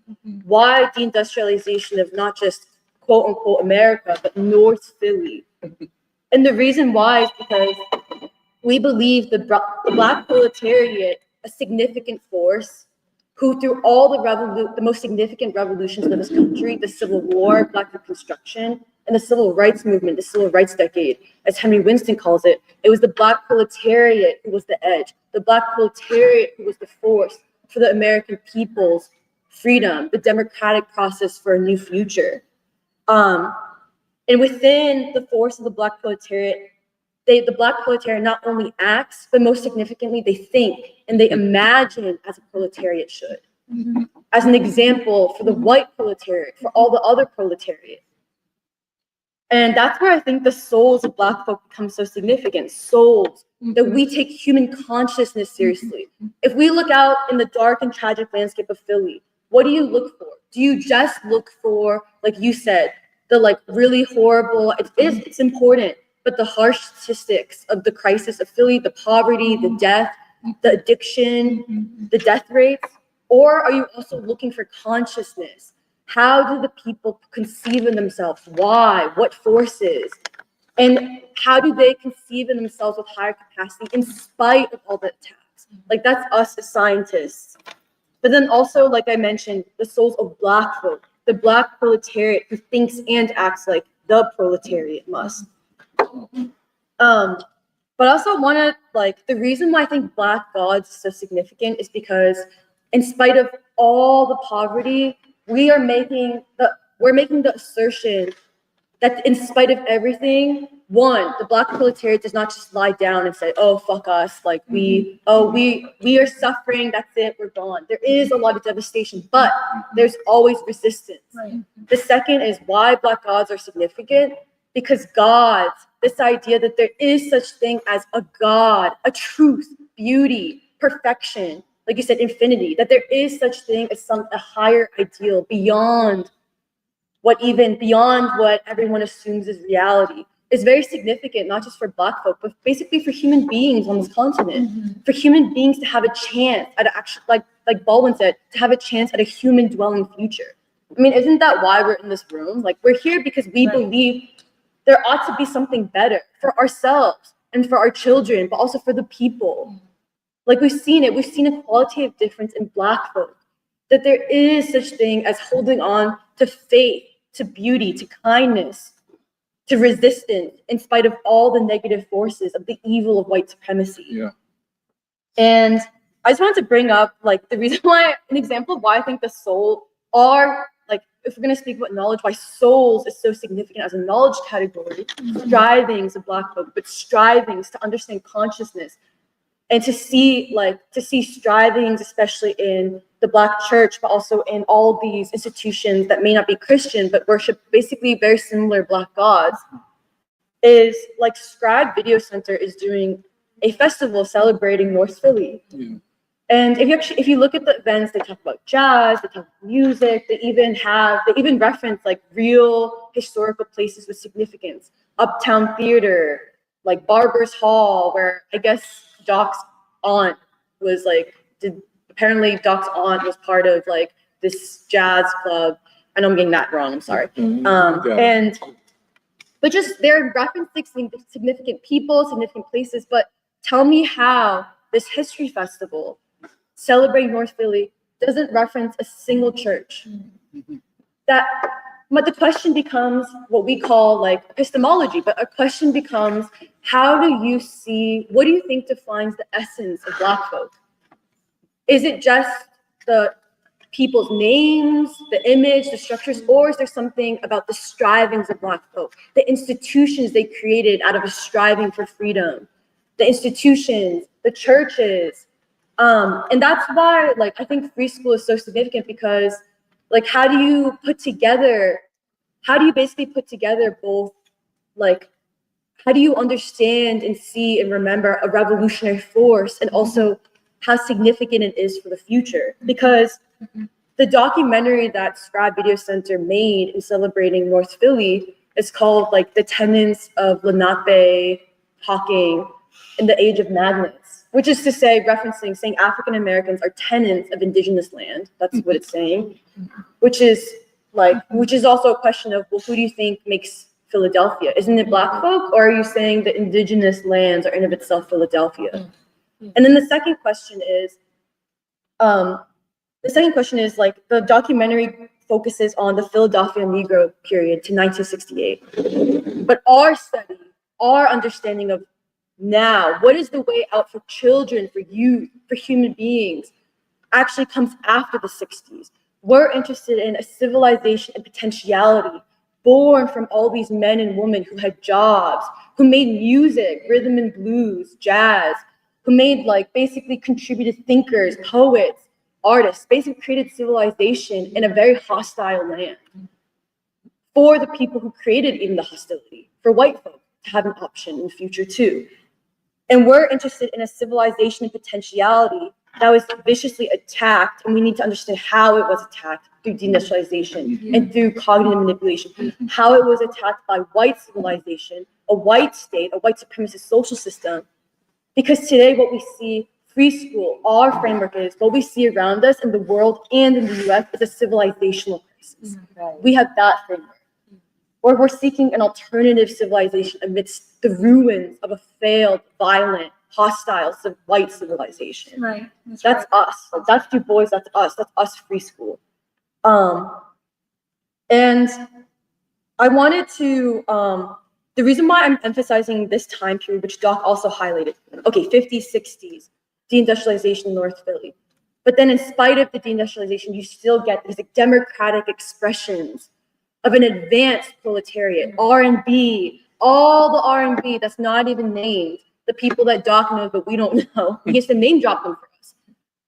All the jazz, all the nameless musicians who may not be the headliners, but they're playing in the background, who basically are so advanced that they surpass any white musician, any European musician, who've gotten more training, all from North Philly. How do you explain that? And I think that's our goal. We have to seek to explain it.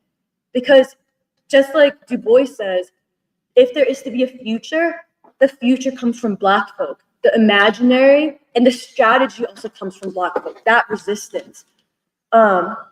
Which is why when Henry Winston says we need a strategy for a Black agenda, it's a strategy for a freedom agenda, a strategy for an American freedom agenda. That's what he means.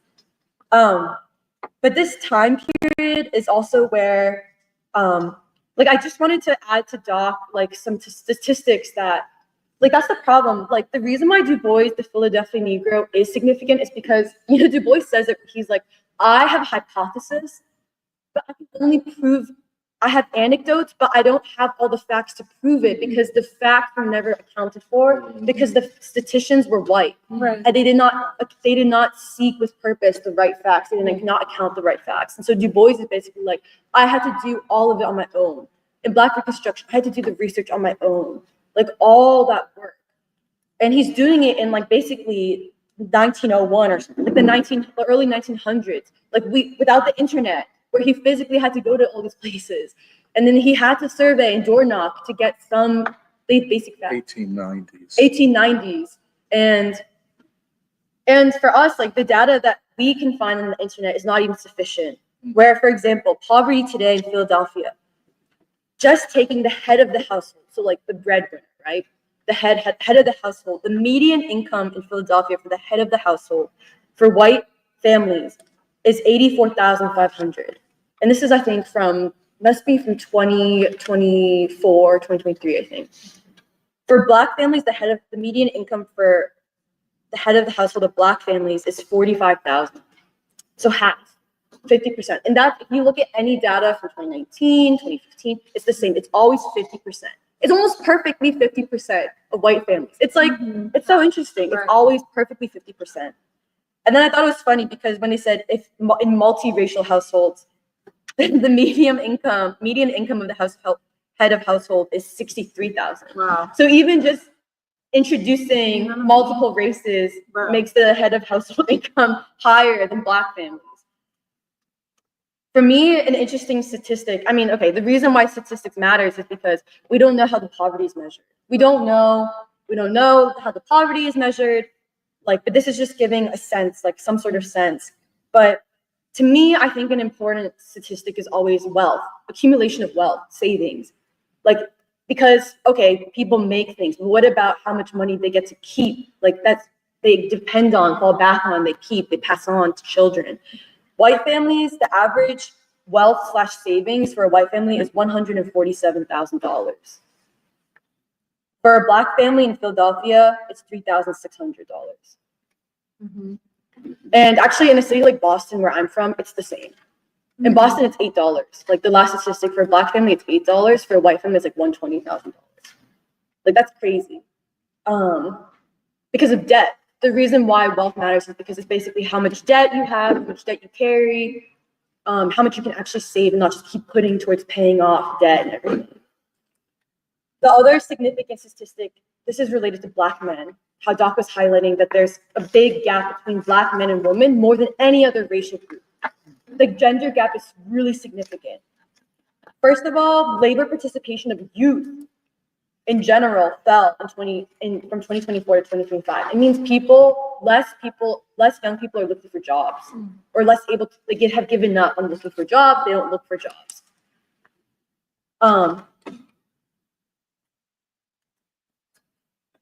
But also life expectancy. Could you, what is the labor force participation? I think it's like 60. Okay, that's It's all right. 67%, I think. We could find it. Yeah, that's and again, the reason why labor is always confusing because they never measure how many people have part-time jobs multiple jobs, or full-time jobs. They just say employment. When people are like, oh, employment is at the lowest level ever. Okay, well, what kind of jobs? Are they part-time jobs? Are they full-time jobs? Like, I know members who work multiple jobs, at least 3, 2 formal part-time jobs and a third like hustle. Like a third, oh, I cook on the weekends and make some money off cooking job. Like, that's no way to live. In a lot of ways, it was better. It was better in even the 70s. You could have one job, maybe you just make enough or something, but you had one job, one good job. You didn't have to do like multiple part-time jobs and like worry that your part-time job is going to fire you and whatnot. But the life expectancy, this is the gender gap. The average life expectancy for a Black man is 67 years old. For a woman, it's 77. That's 10-year difference. It was higher than any other racial group. Here's an example. White men, it's 75 years old. White woman is 81 years old. And usually women are older, live to higher ages than men. Back to poverty, there's a category that like a lot of research institutes use now, which is, it's a new category of poverty called deep poverty. Okay. So in Philadelphia, poverty is categorized as $32,000 and below. And 20% of Philadelphia is in poverty, like makes $32,000 or below as a household. Deep poverty is $16,000 per year and below. 10% of Philadelphia is in deep poverty. And so that's a 16. yeah, $16,000 and below. And then the other thing I looked at was what kind of jobs people can get through education. And the reason why this is significant is because if you look at this 50s, 60s, 70s, the reason why even the economy is so significant is because we're looking for measurements of democracy. We're not just looking at like, oh, how much, it's not just a simple standard of living. We're looking at how democratic a society is. What is your definition of democracy? People's lives. And like in the 50s, 60s, 70s, you could get a high school degree and you maybe not even a high school degree and get a good union job, which is still what people want actually. Because a lot of my members, they just graduated from high school and they're looking for a good job. And the most they can get is working like $13, $14 an hour as like a dietary aide or a cook in a nursing home facility. But top jobs by education level is if you have less than a high school degree, you on average make $22,000 a year. The top jobs are janitors, cashiers, food prep, home health aide, and construction. And it's probably not a union construction job. High school degree, you would make an average of $32,000 and below. And the top jobs by this educational class is personal care aides. So those are kind of like my members, personal care aides. Security workers. So that's, I see I did 32 BJ. It's a huge force in the city. Security is a huge service job in Philadelphia. Like most jobs are service jobs, even if they're in healthcare facilities or like, I don't even know the other. Most jobs are service jobs. And like Doc says, it was service jobs were not able to absorb all the people who were involved in manufacturing.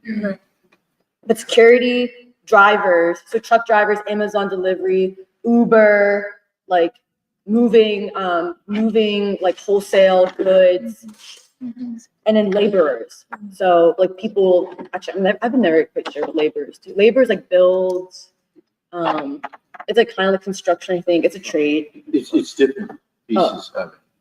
Oh, different pieces of construction. Yeah, I did it when I was in high school. Like I poured concrete. Oh. I know it doesn't look like it now, but I did. Right. So. Right.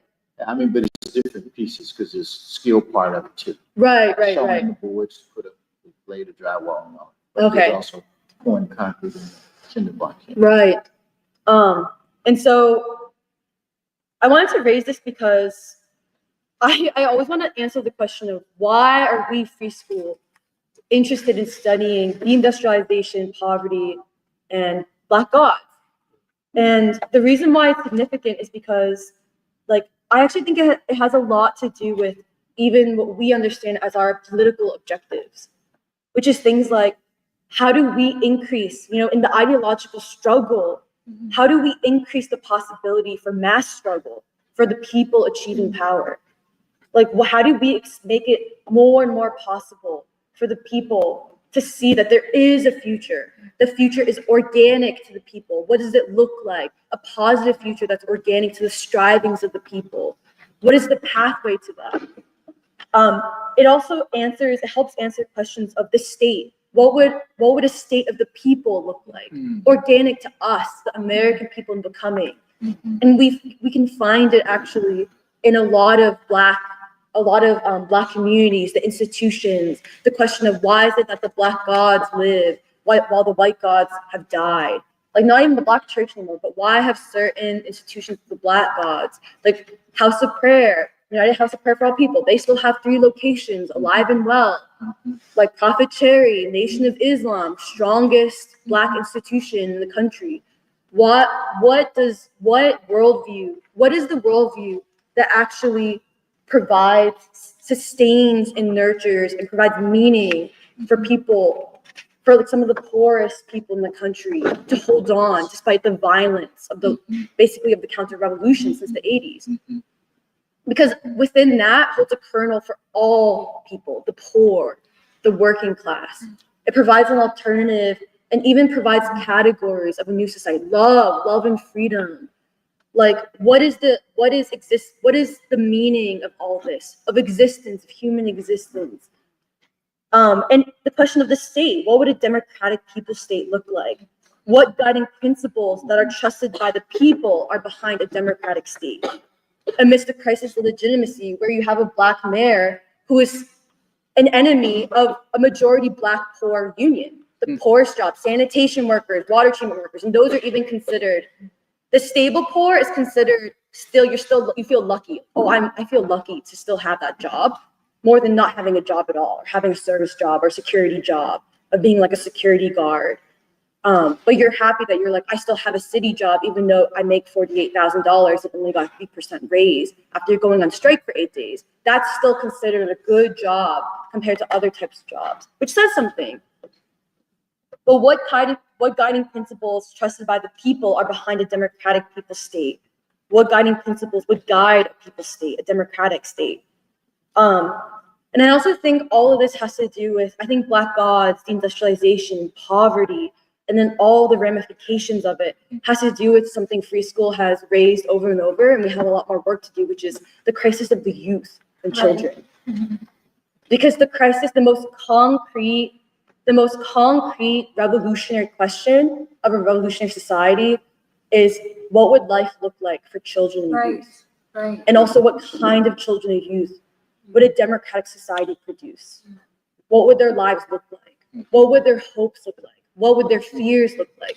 The difference between a fear that I'm going to get shot accidentally and that fear arising at a very young age, younger than it should, versus a child whose greatest fear is that, like, I might get lost at the airport. You know what I mean? What kind of fears, what kind of quality of children, what kind of consciousness would they develop through different stages of life?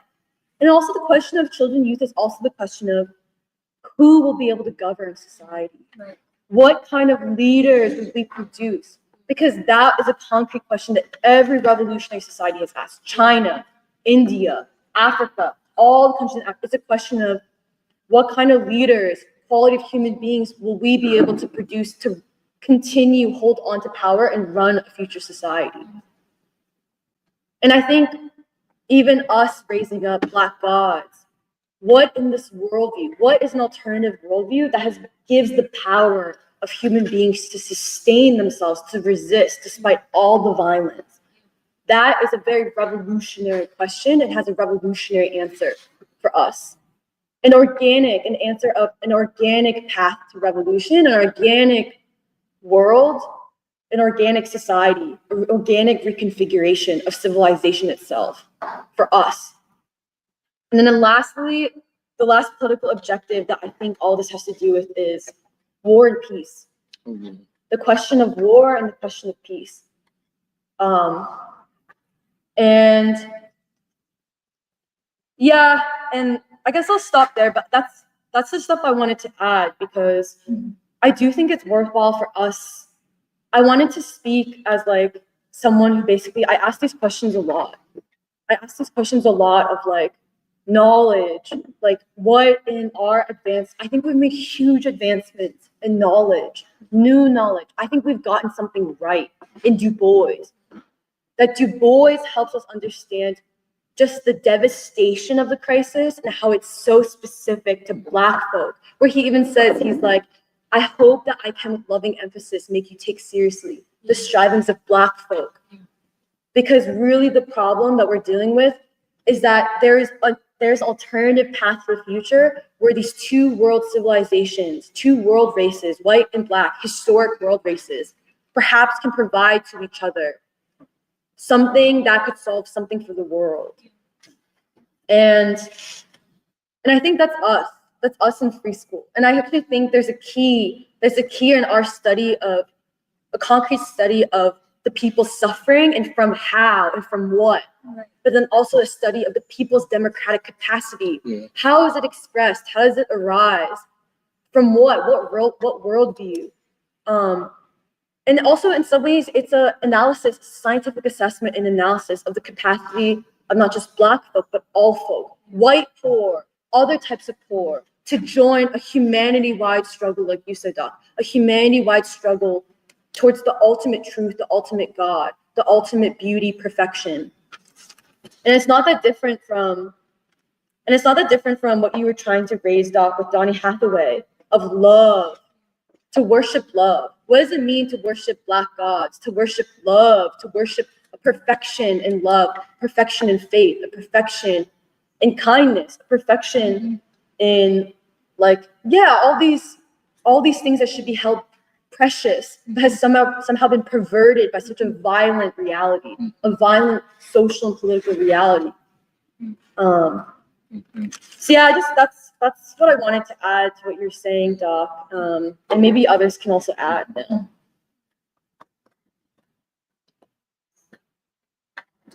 Well, I wanted to say, I really appreciate what both of you guys have said, but I think that, as the crisis deepens, I feel that more and more people are looking for ways to articulate this crisis. And I think I kind of see our work within the scope of that to actually state the crisis and investigate the crisis, to probe it on its complete terms. And this is where I agree a lot with our anchorage in Du Bois and also King. And King's vision of the total transformation of America is the only piece that we have. Because I think both of you had brought up people like Zoran Mandani, who I know a lot of my friends have been very obsessed with. And it's interesting because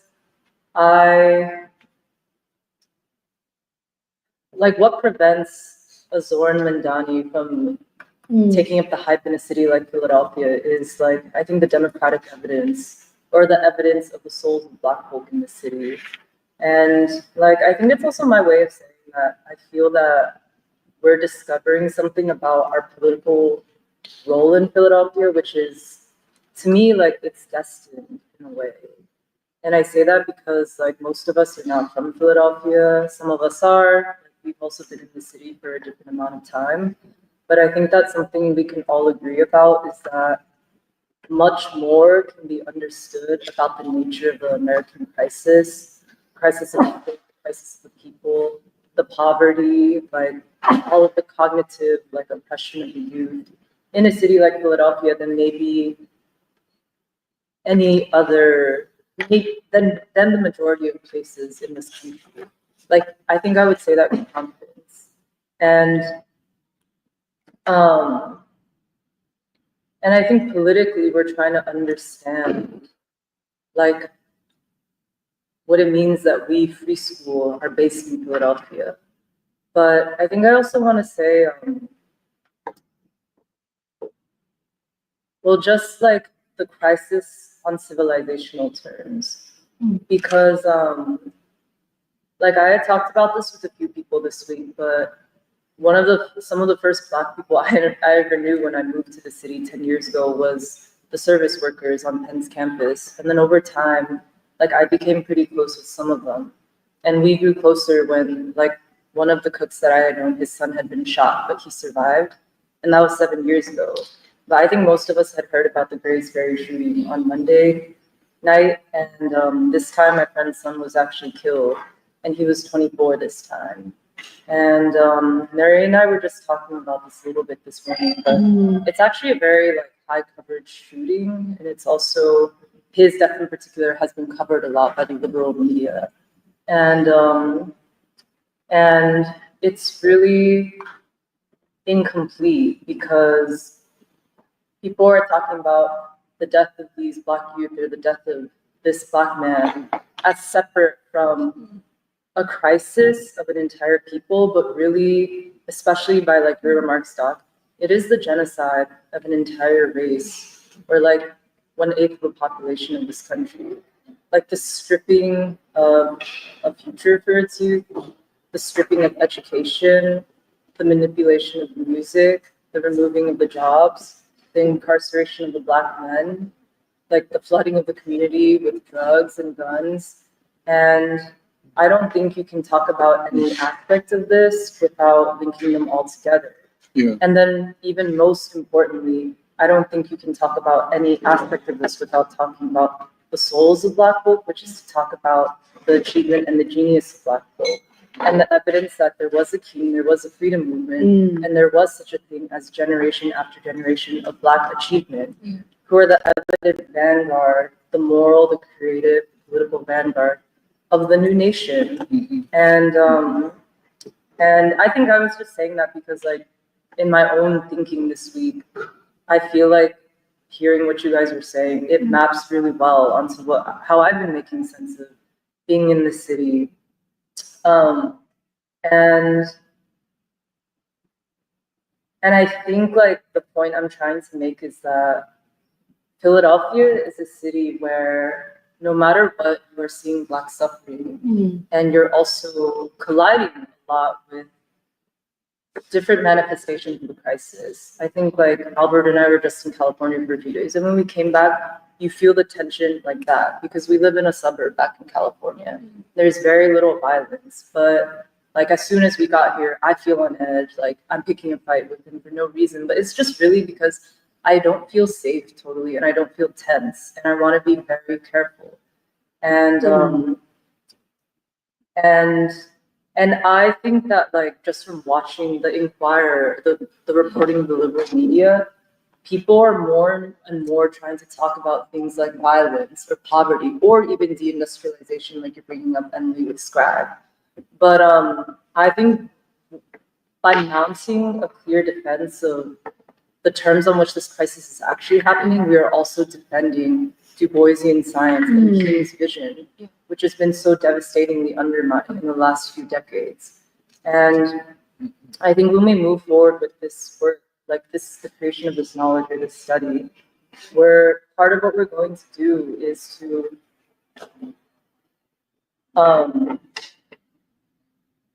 also understand, like scientifically understand the architecture and the agenda of the state that has done this, like been able to unravel this movement. But yeah, I think the last thing I wanted to say is, I think despite like white people or like transplants or students or people who move to the city and become aware of Black folk, become aware of like the suffering of Black folk, I really do think what they don't see is the souls of Black folk. And I do think that ideologically and institutionally, an intervention by the state, you can see it being made in the city that prevents people from actually having that principled unity with an organic Black consciousness that is so oriented toward freedom and struggle. I really like some of what you said had really stuck out to me, which is that even if they're not saying it, there is always that thought, that understanding that my people are not free, and how will we become free? Okay, I think just one more thing I wanted to say is like, I was talking with some of these Penn dining cooks this week, and in the concrete, they were saying pretty much exactly what you were saying. They were saying like, Michelle, you might not believe this, but I've been at the dining hall at Penn where they're paid like slave wages, more or less, for 26 years now. And at this point, I'm a lifer. And he said it that way. And whether it's for these Black fathers or their children, they understand that someone has made an intervention to, like put their people on a death march. And I think that that needs to be said in its complete way, because it's just like also very emotional for me. But like when my friend's son was like shot and killed this week, the other woman who had written about it, she only knew about it because I introduced them 7 years ago. And she's an Inquirer columnist. And like Nuri also, we were talking about this morning, but I hate the way she wrote about it, because she said like, oh, this death was like a hard one for me to bear. But it's like, well, what about the 500 homicides that happen in this city every year? And can you talk about caring about any young Black man's life if you don't see yourself as an agent of, like creating an opening out of all of this? And and just one more thing is that letting go of whiteness will have to be an important piece of this. When we talk about what it will look like to mount a united movement that's based in King's vision. And the majority of Americans are going to have to let something go to be able to see what has really been done to Black people. Yep.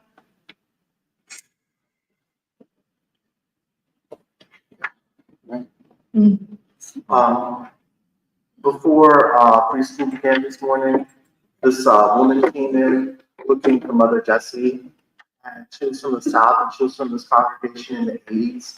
And when I told her, oh, we decided to school, we're studying Dubois, and she was like, oh, so you must know the history of this church. And I said, well, I know the Dubois history from the 1890s, but I don't know the history like you do in the 80s and all the way up till now, before she left to retire in Louisiana. And she said, I'm so thankful for you guys, because you're here and you're taking care of the church. God is here. Say that again. She said, I'm so thankful for you guys, because you're here in this church, taking care of the church, that God is in this church. And we started talking about the church and the struggle to keep the church and the struggle to keep the church in the neighborhood. And she said, just imagine, the conversation just easily flew back to, not just civil rights. We started talking about the Underground Railroad, and she said the metal door back there, there's a rumor, she's like, I don't think it's true, but they used to think that the Underground Railroad, that was a stop at that door. And she said, just think about all the Black people from the neighborhood, and all day they would slave, and the only recreation they had was to come up on that stage and sing on Sundays. And then another thing she said to me, she was just like, people come into this church and they leave transformed. And I said, yeah, I've seen it. I'm not talking about us. I'm talking about like, I've seen people just, oh, this woman was walking in because I'm over there making coffee. This woman walks in, she's just like, I'm looking for my AA meeting. I said, well, there's no AA meeting today, but we're doing something similar. But, I think this church, and then, we talked about Mother Bethel, and I said, oh, yeah, and, Church of the Advocate, they had problems staying open. They wanted to turn part of their church into a cafe. And she said, yeah, we used to have these gorgeous pews. And she said, oh, yeah, when the neighborhood went to shit, she didn't say that, she's a Christian, they broke those windows and they stole everything on the altar. And she said, we had these beautiful pews, 50 pews, and we had to sell half of them just to keep the church open. And it just, what I wanted to say was, I could see from how she cared about the church. This is just a white woman, but she was just like, this church is so important because people, the spirit of freedom was up on that stage singing. That's what that euphoria was. And the spirit is clearly still here today. And I said to her, listen, I'm not a Christian, but there's no doubt, given everything that's going on today, that we need the church and just how central the church is. And that's what I was thinking about, Doc, when we talk about Donny Hathaway and all the Black artists that came out of the church and what they represent. And I guess I'll try to wrap up but things just keep on happening in my head. The church, it's like in the music, you can hear the crescendo, you can hear the overcoming. It's even in the oration of King. You can hear the church in King. It's not like white people have folk music, I'm not denying that. Yes. But no one ever said that white people aren't human beings, that white people aren't.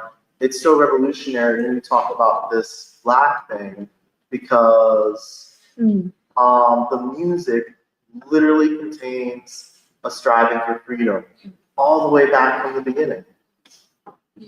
And so I know that we're talking about studying the civil rights movement and King, and I'm sorry, I'm just feeling distracted. I really feel like studying, the Underground Railroad. And, okay, maybe we're all just studying the same thing. It's the same thing all the way back. Is there a consistent tradition, for freedom in America?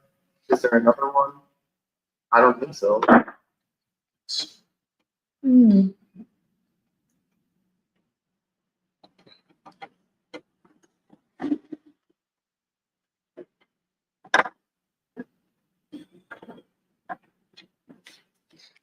That's, if I might just say, building on you and with you and Emily and everybody else,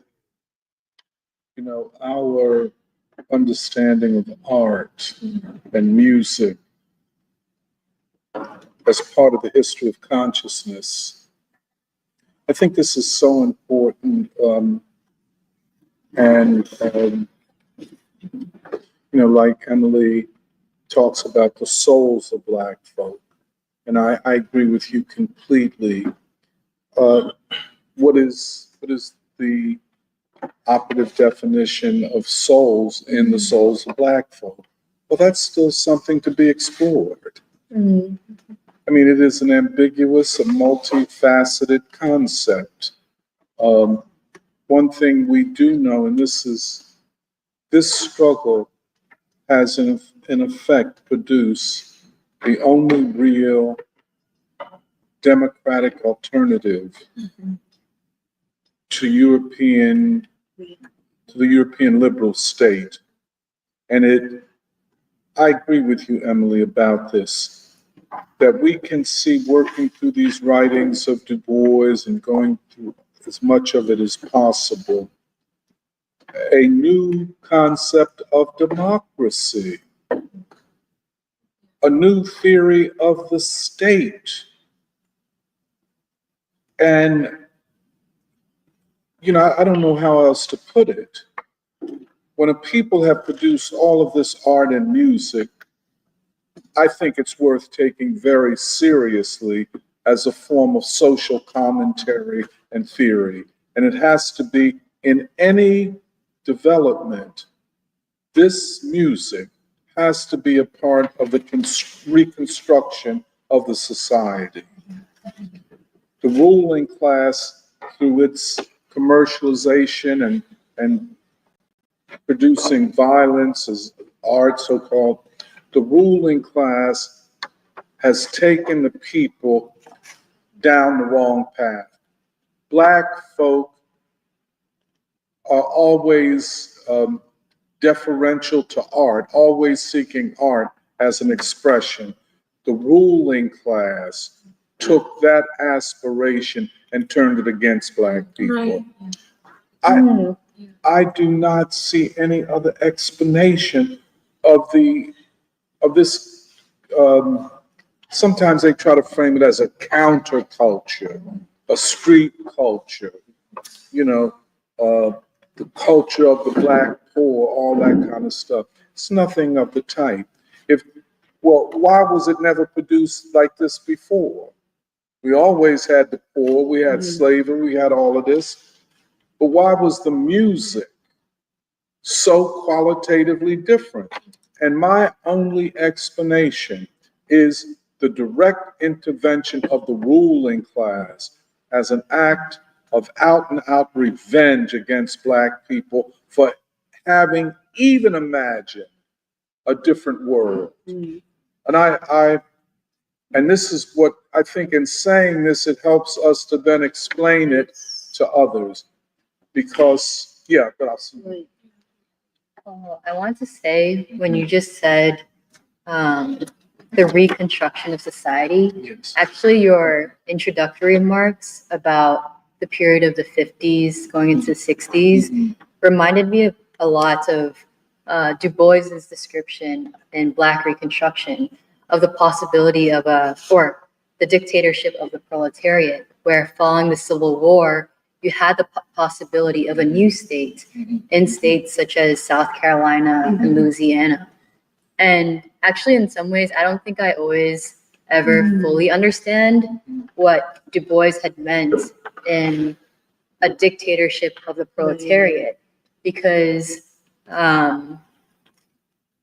or a democratic dictatorship of the proletariat, because it's been more than two centuries. 2 centuries ago. And I mean, one question is, would you consider what you've described of that time, of the factory, the church, next to homes, a dictatorship, a possibility of the dictatorship of the proletariat?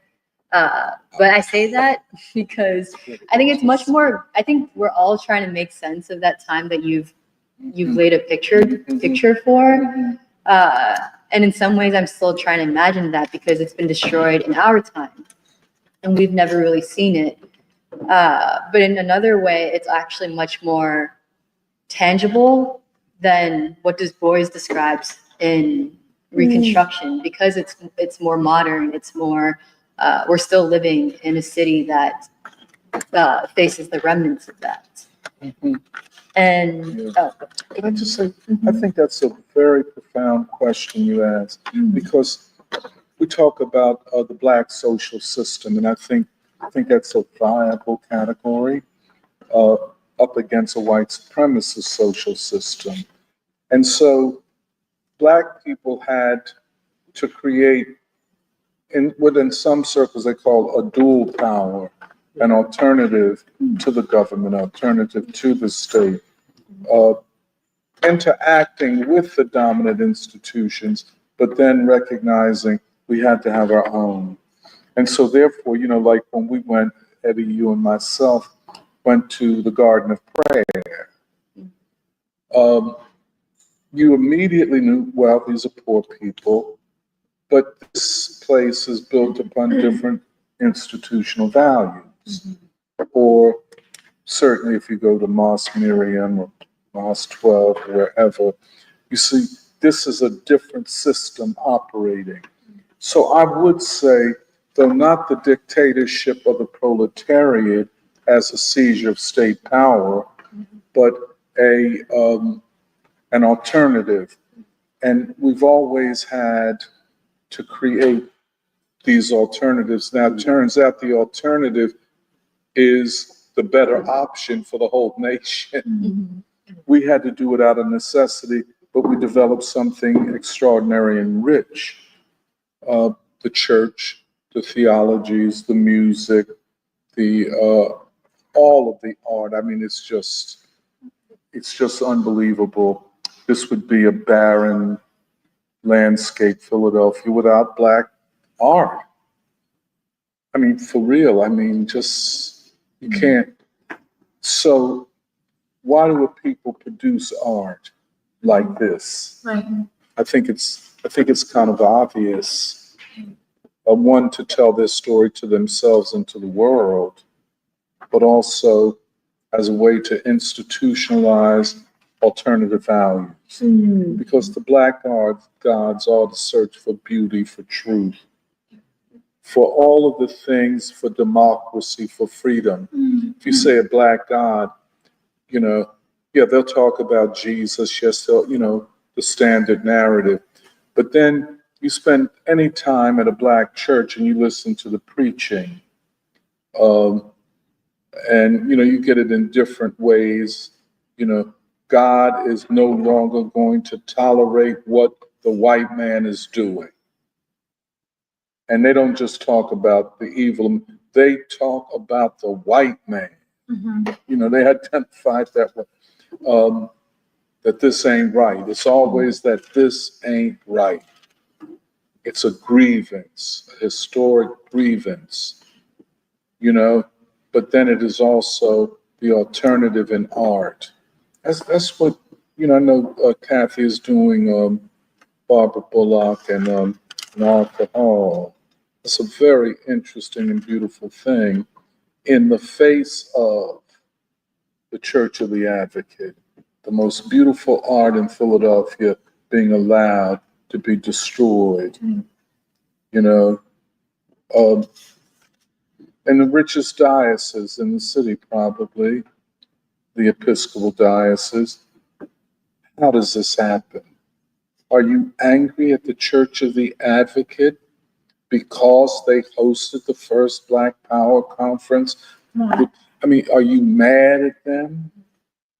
And you're just going to let it die? And, you know, it's a quite, but it is, that's what I would say, is always, seldom articulated, but always known that we have to live in an alternative space. I would say, I would put it that.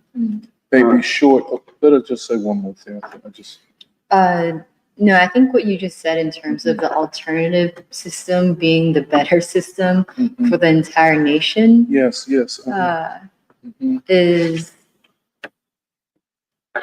Is connected to something else that I was thinking about as well.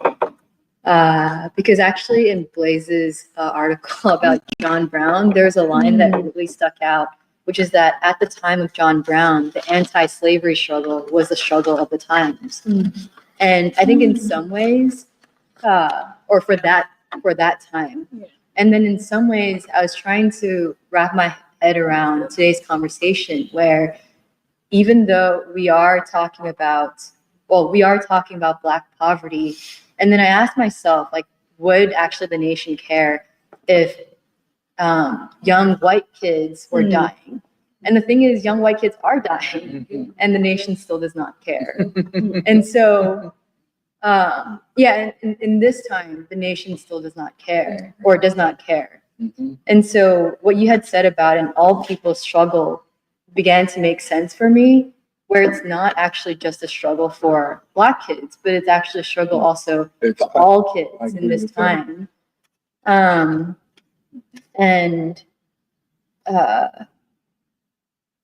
that was also connected to this thread where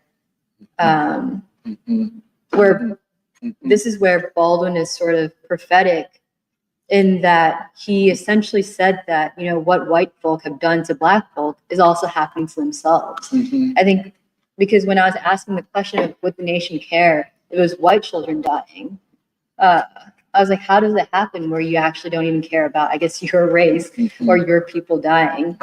And it's because you've been so immune to the humanity of other children, or on the basis of race or the divisions of this country. And I think that's when this question, or what you've said along this time of an all people struggle. I actually said an all humanity struggle, but I could go with all people. Okay. But the reason I said all humanity, to connect it to the world humanity, that's all. And then just even, or just these separate thoughts, just connecting it to this question of, or reemphasizing this question of new civilization emerging. And what is a modern civilization, and what are the questions of civilization, and actually a big component being the moral and the spiritual soul strivings, because there's been something that has happened, I think, to this country to be able to, like, how does it happen to society where essentially a genocide is happening in this country, and yet people can go about their days unperturbed. And I think part of the way out is to understand what is happening and what has the enemy done, to even be able to find a way out and to find a strategy for a way out. Go ahead, Dwight. Dwight, pass me the. Because you want to say something. Well, yeah, I just want to say like two main things. The first of which is I really appreciate with Doc and because you could feel it in some ways on like during the knowledge symposium and even like the whole counter revolution roundtable which we had, which is I think, and you could maybe call it quote unquote an epistemological problem, but it's actually really more like a moral problem, a human thing of like, can you even come face to face with the scale and the intensity and the qualitative nature of the crisis that we face, the problem that is faced, especially facing Black people. And I think it's a harder question to come to terms with than I think many people realize, because actually the kind of psychological responses people have, like, oh, like, we know it's bad, but let's talk about what the solution is. Like, oh, we know, like, we already know all these things. I already know all these things. You don't even tell me again. And I think there's something which is valid to that, which is like, oh, like, you don't want to be told over and over again, especially as like if you're like a Black person, for example, I don't want to be told over and over again how fucked up things are.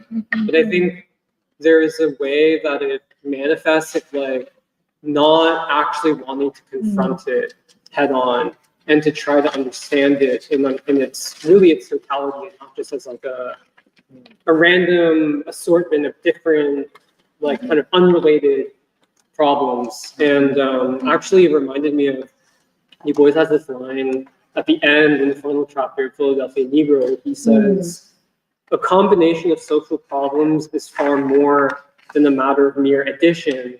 The combination itself is a problem. And that's also his way of saying, when you talk about the problem of the color line, it's not like one thing. It's he calls it a problem of problems. Yeah, That's so It's a vortex of problems that converge in each other, but then it creates this larger thing, which is again not just like the way of being like, oh, you have violence, you have poverty, you have like it's not like just like this kind of like just categorizing it as like oh like disparate things, but like when you combine it all together, that itself creates a qualitatively new thing that you have to confront. And I think that's a lot of what I was getting from what both of you were saying, which is like, it's one thing to just be like, oh, there's a problem. Oh, there's a problem with violence. But like actually like trying to understand it when we say like the totality of it is actually very difficult. And like to actually try to pierce that veil, I think is something that requires not just an intellectual curiosity, but a moral drive, like a moral imperative. So like, I want to understand, like, yeah, who are these people? Like, what are the lives that people are living? And yes, what does violence mean? But also like, what is the actual, like real dimension of like the depth of the suffering that people face, but also like we're saying, the strivings that they have. But I just think that that's, again, yeah, it's, you could call it like an epistemological thing, but I think it goes beyond that. It's like why it's so difficult to have a serious, focused conversation about the scale and depth of the crisis and the problem that we face, and why is it so? I mean, even for myself, it's like you're always looking for like, oh, like, okay, yeah, I recognize it's bad, but so what? You know, I recognize it's bad, but okay, like, let's talk about, you know, like what people are trying to do to resolve it, which is not like a bad thing, but it usually manifests as like even when you're doing research online of like, what is Black poverty in Philadelphia? It's so annoying because all of the articles about it are basically written by these like liberal news outlets, like that Michelle was describing. It's like WHYY, The Inquirer, and always the headline is like, it'll be something like, Black poverty in Philadelphia is bad, but here's the ways that people are trying to address it. And it'll just be like nonprofits and stuff like that. It'll be like these basically like liberal things that it's all essentially signaling to like white people of like, oh, don't like, oh, the problem is bad, but don't try to feel too bad about it. And it's basically trying to reassure you that actually what you need to know is that someone is trying to do something about it. And it'll be like, yeah, basically like, oh, like a jobs training program, or it'll be like some kind of like small, like some dumb program that someone is doing somewhere. And it's all to reassure you that like, oh, actually like it is bad, but it's not that bad. And like, once you turn that switch in your brain, it's like, okay, I can just move on to thinking about other things in my day.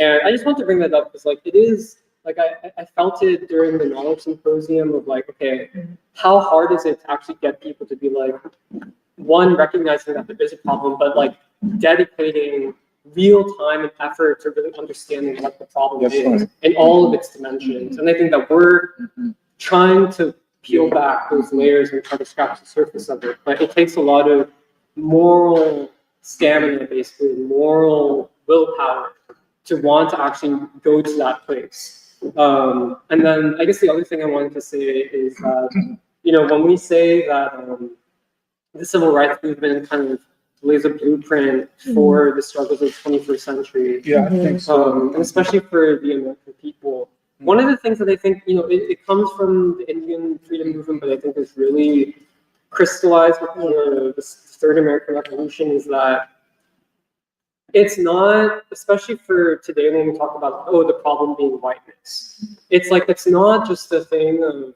Americans needing to confront, let's say, the ruling elite, which is definitely part of it.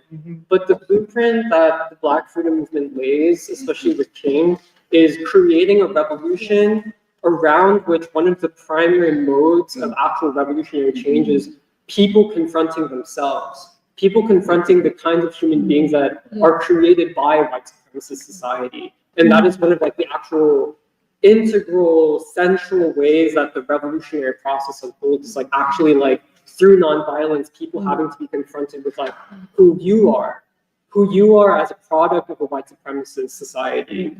And I think that is one of like the great leaps forward of the Black freedom movement, which is so vital for this time. And I think has to be considered as like the, like literally if there's going to be revolutionary change in America, it can't just be like the whole thing of like how people imagine it as like a kind of, I don't know, like Hollywood movie thing of like quote unquote class struggle, whatever that means to you, but like literally like human beings having to confront themselves, and not in like a liberal way, not in like a Black Lives Matter way, but in a deeper human way.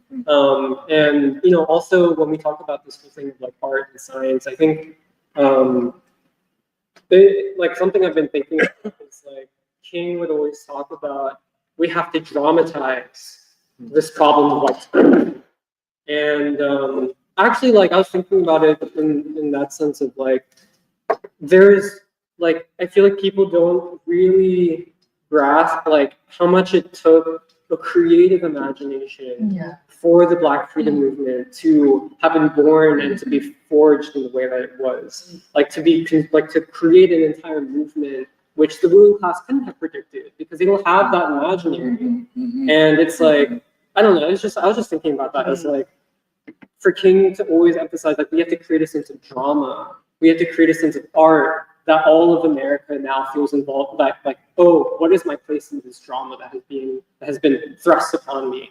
And I think it's like, again, even when we use these categories of like, the democratic dictatorship of the proletariat, I never feel like Dubois is using it in a kind of dogmatic way or like a strict like Marxian way. Does that make sense? Where it's always, for him, it's much more like, okay, it evokes something. And it's much more like the way that he's using it is much more artistic, and it's not always so literal. And you could even describe something like, the civil rights movement. I feel this way. It's like what the Black freedom movement was able to accomplish was literally like a period of American life in which it was not the white ruling class dictating the turn of events and the direction of history. It was the Black proletariat dictating the course of history and where American society was moving. And I don't know, I just feel like that to me is very important. It's like not always like a one-to-one thing or literal interpretation of what we mean, but it's something that actually has to be worked out through both interpretation but also just through real life. I agree. And the way we understand that period is so central to the way we think about this one. I think, and I agree with you, that King put the moral imperative as a revolutionary imperative. You cannot carry out a revolution of any type without it being grounded in, like you said, moral values. Yeah, one way, I just wanted to add on, one way you see that is the way you defined it as a moral difference is, I know I said this story a lot, but I just wanted to repeat it, which is, I was really shocked. There is something shocking when you go to a different country, and it gives you almost a mirror of like in India, quantitatively in terms of how much money people make, the poor might be quantitatively poor. But the poverty is less vicious in India because the poor are not alienated from society, but are still part of society.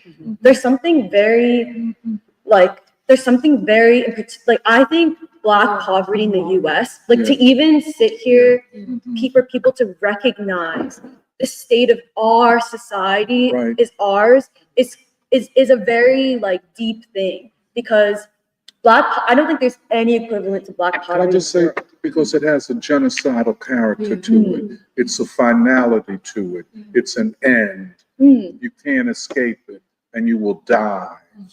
So I think. And I think it's blamed on the people. Oh, yes. Because in India, yes. like, it really stood up. Because I never felt this way when I visited China, because in some ways, China's a different society than even India, for example. But, like, it was crazy once I realized that even I, someone born in this country, basically do succumb to this conditioning where we are used to blaming the poor for being poor. Yeah. In India or even China, I think there's an assumption that if there's poverty, people would be like, oh, it's because we haven't developed enough as a country. We haven't like solved the problem enough. I really think in America, the way it morally comes up is people look at poverty in Philly and they say like, oh, why can't they just get it together? I genuinely think that's how people think. Why can't they just get it together?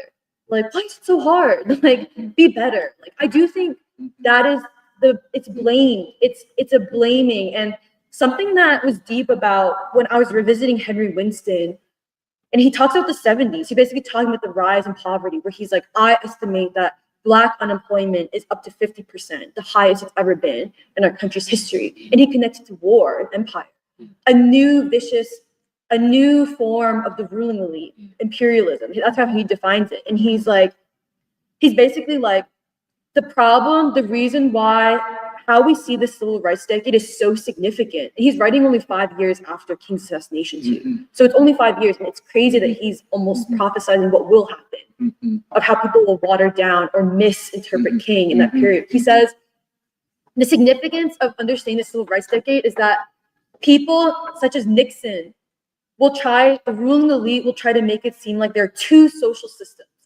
that there's two societies, a Black society and a like everyone else society, in that it's a permanent encoding, and that all we have to do is solve Black problems in Black society, white problems in white society. And he's like, the reason why that is a strategy, like an ideological strategy, is to convince you, is to make you believe that the problem is not that we must transform the one single society that has a complete responsibility for creating Black poverty. To believe for like me, for example, for me or a white person to believe that I am responsible, like every person is equally responsible for what Nixon would term as Black society. That every person is responsible for what is happening to Black human beings, that genocide of Black folk. And I don't know, I thought that was deep because it basically goes down to what you're saying about with the revolutionary nature to scientifically understand the revolutionary nature of the civil rights movement, is that it was attempting a complete reconfiguration of society in which like the people are so transformed that the possibility of the state as it exists collapsing and then like the people actually taking power becomes very high. Like I feel like that's a very concrete question of like, what will happen to this state as we know it, the deep state, the permanent state. And this is what you raised when you're like, well, think about it. All these different agencies, the military, the FBI, the CIA, the agencies, all the different kinds of agencies, whatever. What would happen if there's such a large mass struggle on that moral transformative level that there are mutinies? That basically that there are conditions, there become preconditions and conditions for the actual what makes up the state to collapse to such a level where like it does not have to be a violent takeover of the state, but in fact, essentially, the state is so weak because there's such a large level of mass struggle. And I do think that's a concrete question for us to face at this time. Like, Right. I do think like the stuff we talk about when we talk about Du Bois, when we talk about King, when we even talk about Elizabeth Catlett and art and music, it's basically related to this idea of like, what would it take to increase, to basically make so possible mass struggle on a level, like for there to be exist, there are, I think, and then the questions you have to ask are, what are the existing conditions for unity? Absolutely. Are there existing conditions for unity still from the civil But can I rights just movement? say Oh, one yes. thing that's very interesting because we're in a period of the negative response to the ruling class. Mhm. Just walking away from them, not voting, not participating, showing utter contempt for them. And we now have to go to the positive program. I agree with you. It happened with Sun Yat-sen and them. The government flees the country, or the government flees Philadelphia, and the people will have to decide, how will we govern the city? Who's in charge of the finances? Who's going to pay the trash workers, et cetera, et cetera, et cetera. But I think I would agree with you. The crisis is just of that magnitude that we must think about the positive alternative to the state and the civilization that undergirds it. But go ahead. You want to talk, Dwight? Oh, yeah. It was interesting, you talking about the psychological part, particularly of Black people. I heard you this morning when you were talking about Johnny Hathaway and Alvin Ailey.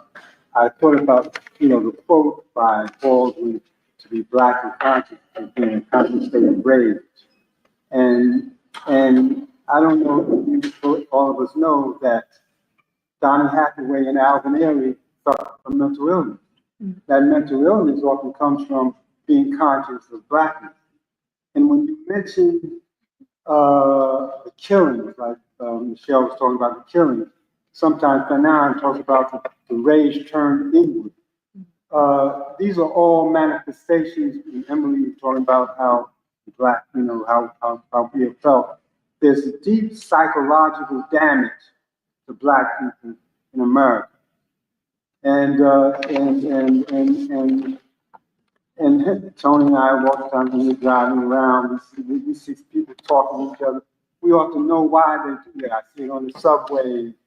I understand it hurts me. People in my family, that have been, and so that racism has deep psychological damage to Black, and it's something that's very hard to overcome.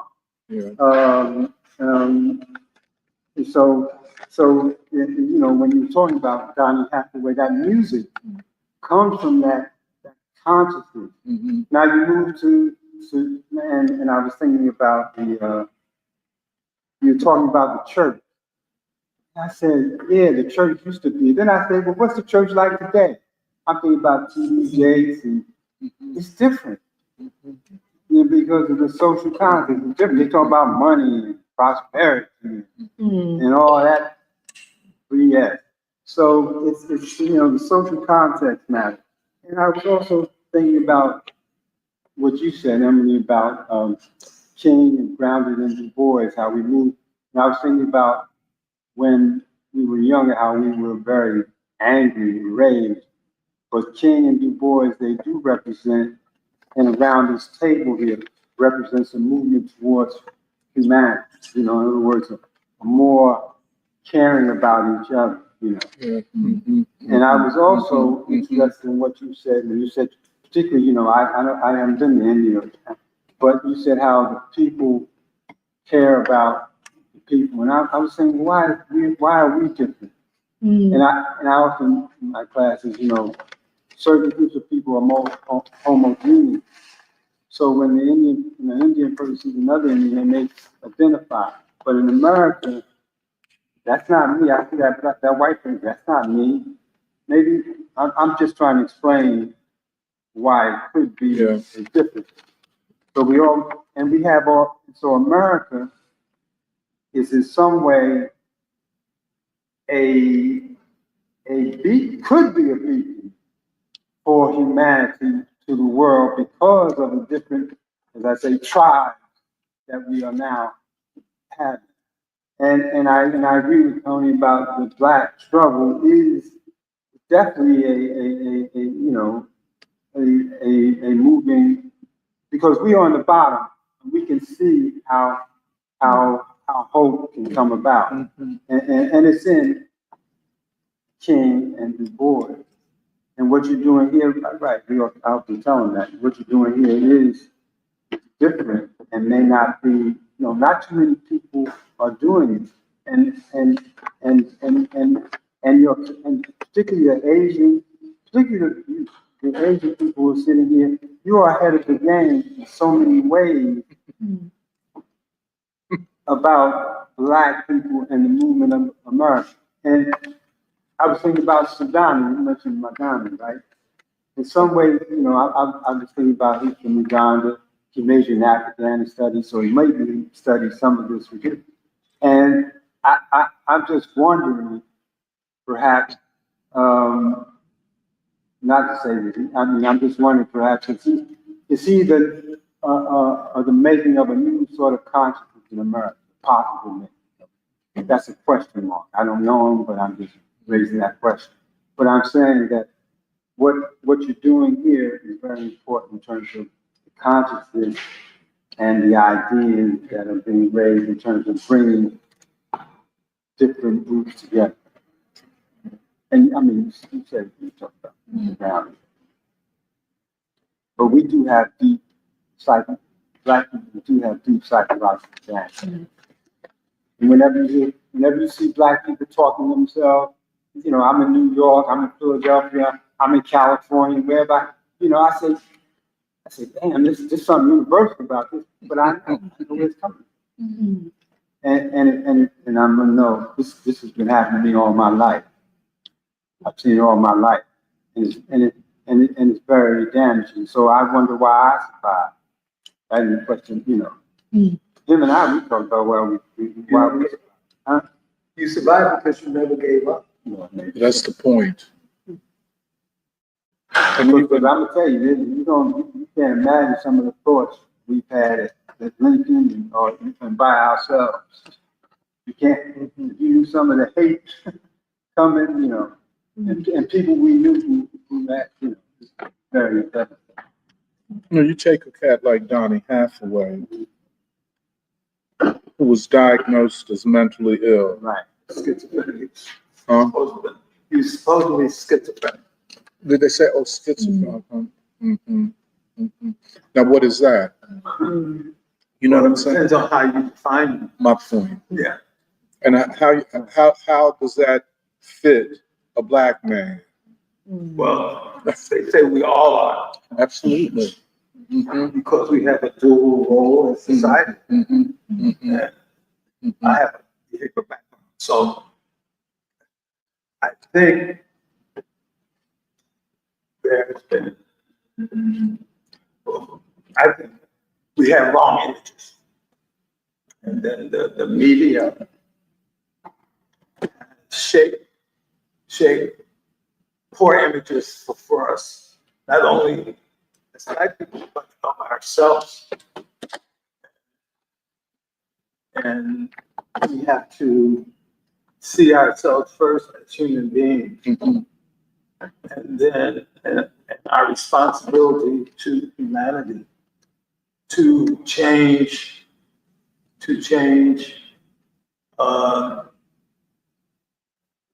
our acceptance and no longer point the finger, but take responsibility to uplift ourselves, not waiting for a savior, but to uplift ourselves to be who we want to be with a new vision, hope, humanity, and prosperity. I think that can be done, but we have to have new images of ourselves. I agree with you. And this is in part Alice's question of, did the civil rights period represent a dictatorship of the Black proletariat? the more I think about it, that's a more complicated question than I thought at first. Because can you have a dictatorship of the black proletariat without assuming or taking state power? I think that's more or less what John is getting at. You know, this question of can we take charge of everything that has to do with us, including how we are imaged by the society, and how we are told we are powerless when in fact we might be the decisive force for power. And therefore, if we can be the decisive force in changing the country, we can be the decisive force in determining what our children listen to. You know, all of these, what kind of music, what kind of art, or lack thereof. But I think this is it might be an existential moment for us black people in particular, but that means the American people in general. It is, I get the sense, and forgive me if I sound negative, these murders, we cannot take it lightly. It is both a manifestation of a current crisis. I think that's that time for that attack. So that it's designed, of course, because if we cannot undermine this logic, our future is dim. Because whether these young men know it or not, they're acting on behalf of the enemy of all black people. Because, you see what I'm saying? And we have to find a way. I mean, first of all, as you know, we are fighting through all of this, this jungle of incorrect ideas coming from every angle that you can speak of, not least of these being the white left, the misappropriation of Dubois. I agree with you. Dubois does provide such clarity, such theoretical possibilities, but then to appropriate him for something else. And so I think all of this, I think I think we are, to the extent that we can be at this point, a part of the black freedom struggle. We really are. I think people who recognize that. We are not seen as part of a broad left. We're seen more in the context of the black movement. And that's the way we want to be defined. That's the way we define ourselves, I think the next question is, how do we elevate our capacity to influence things a lot more? This is going to be the more difficult question, the positive vision.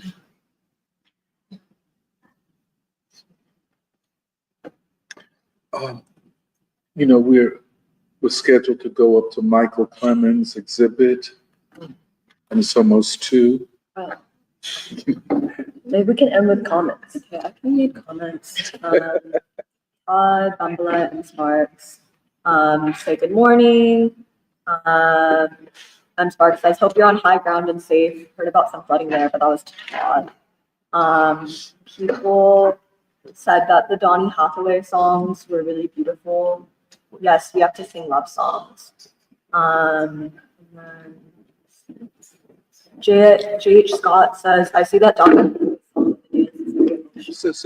I see that the Donny Hathaway song and the dance is very emotional and stirred up a lot of memories for you, Don, as well as others in this room and in this chat.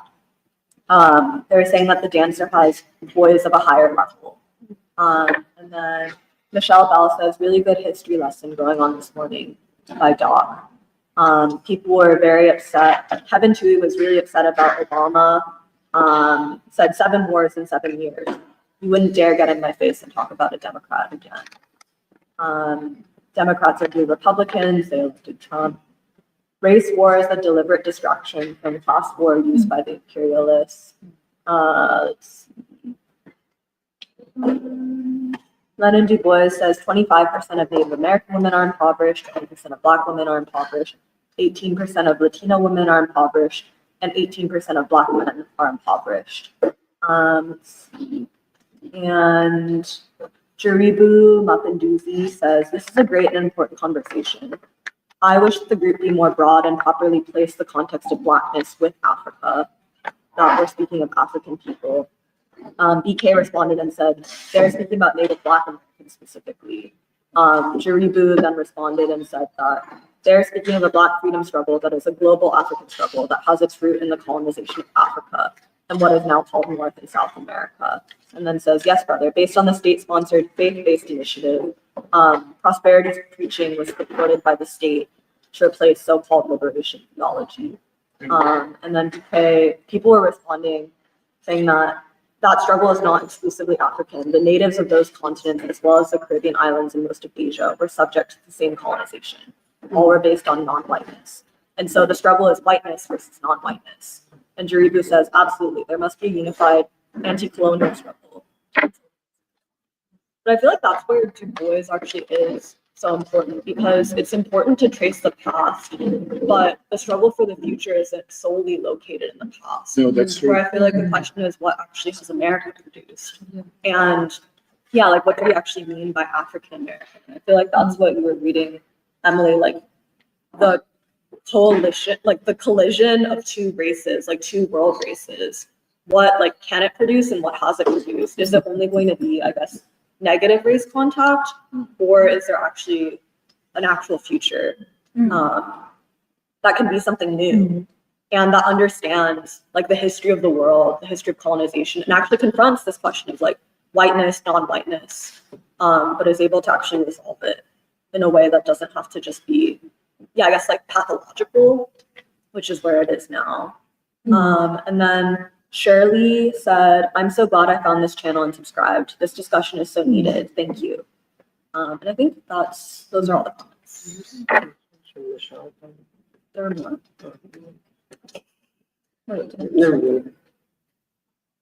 Can I just have one more thing, which is, I guess, building on what I was trying to say earlier, which is, you know, last week we talked about the role of prophecy in the Black tradition, and I think it's related to the question of the role of art and just Duboisian art and science, which is, Doc brought up this question during the symposium of, it's like one of the ways that you can see the manifestation of the civilizational crisis is people feeling like they don't have a purpose. Yeah. It's like you lose a sense of purpose. And the reason why I brought up that whole thing of King being like, we're trying to dramatize something which is happening in American society is that when people have a sense of like, I am not just this like random thing floating around in a society that is chaotic and has no real sense of purpose. It's like when you are able to place yourself within like, I am a character in this great drama of human history, that gives you a sense of purpose. It gives you a sense of like, I'm not just alone, and it's not just like sound and fury signifying nothing, which is literally the way that most people, I think, instinctively react, because we're living in a, not just a society which is impressive, but yeah, a civilization which is breaking down. And I think it's the same way about like the prophetic nature of the Black imaginary, which is it creates a sense of like, I have a place, I have a purpose in a people's struggle for freedom, which is like basically our people's destiny. And I think that is increasingly important, I think, for this time, and like why art is so important in this time, because it creates a sense of like, I am part of something beyond just like whatever I've personally experienced. But I just wanted to add that to, I guess, concretize. If I can, I wanted to ask Emily, but I think what she left off during the last time she was talking was a question that I've been also wondering, which is, are there existing conditions for unity? And I wanted to ask Emily what you thought about that, because I've been sort of thinking that now it's no longer, you know, Black and white people. We have a lot of different kinds of people who have come from different civilizations, settled here. They have second generation, third generation children. how they must be feeling. Are there existing conditions of unity amongst them and the Black proletariat? So these are questions that are in my mind. Well, I think that's the question that we're gonna have to investigate. Yes. By going to the people. I think there are existing. I think we've talked about signs of it. But I think framing it as conditions for unity is significant. Yeah. Because in some ways you see it in like the polls. You know how free school we always talk about. I'm kind of like doing this meta level thing where I'm like, oh, actually, free school already has a science to it, which is like, you know how we talk about like, oh, 70% of people are like against the war or kind of restructuring of society. When we talk about anecdotes of, oh, like my member, like remembers King. I think what we're really discussing are what are the conditions, what are the existing conditions for unity? Yes. And I think it's a question to take seriously when we actually go to the people. Like we have to, this is what we mean by having a framework to even see what we're experiencing. But the one thing I will say is I get this from Henry Winston since I'm back on him, which is he said something deep where he was like, let us not forget that the whole point of assessing a revolutionary struggle is the impact it has on consciousness. Right. Is that the whole point of a revolutionary struggle is the way it qualitatively forever changes consciousness. The consciousness doesn't move backwards. Consciousness moves forward. It may change in different ways, but it moves forward. Right. And that was really deep because basically that was Nanta's question in the roundtable. Do you think the people still remember King? That is a question, a scientific question of assessing what is the revolutionary consciousness of the American people today, and are there existing conditions of unity that were paved through the last revolutionary struggle the people underwent? So I think that question is a question for us to note when we go to the people. Yeah. Or when we even observe, Yeah. when we observe like America or Philadelphia, to have that question in our head. I just think we're going to have to continue this next week, but begin to organize our tours of the air, really of North Philadelphia, because I think if, visually, if you can visualize past, present, in North Philly, I think you will understand Philadelphia and Black Philadelphia. But North Philly, because it is the manufacturing industrial center of the city, it is the center of Black population, Black proletarian communities, and of churches. No other part of the city has as many churches as North Philly. Or as many factories that are close. Yet you see these different correlations that, by themselves, they don't tell enough, and the statistics are not accurate enough. But when you put all of this together, you can understand causes of this poverty, the causes of all the dislocation, the causes of a lot of the mental illness and alienation. So I think, next week we can continue, but I think we have to begin to plan how we're going to, resume our tours, looking at different things. Okay, well, maybe we can end here, and then we'll continue this next week. Some good food.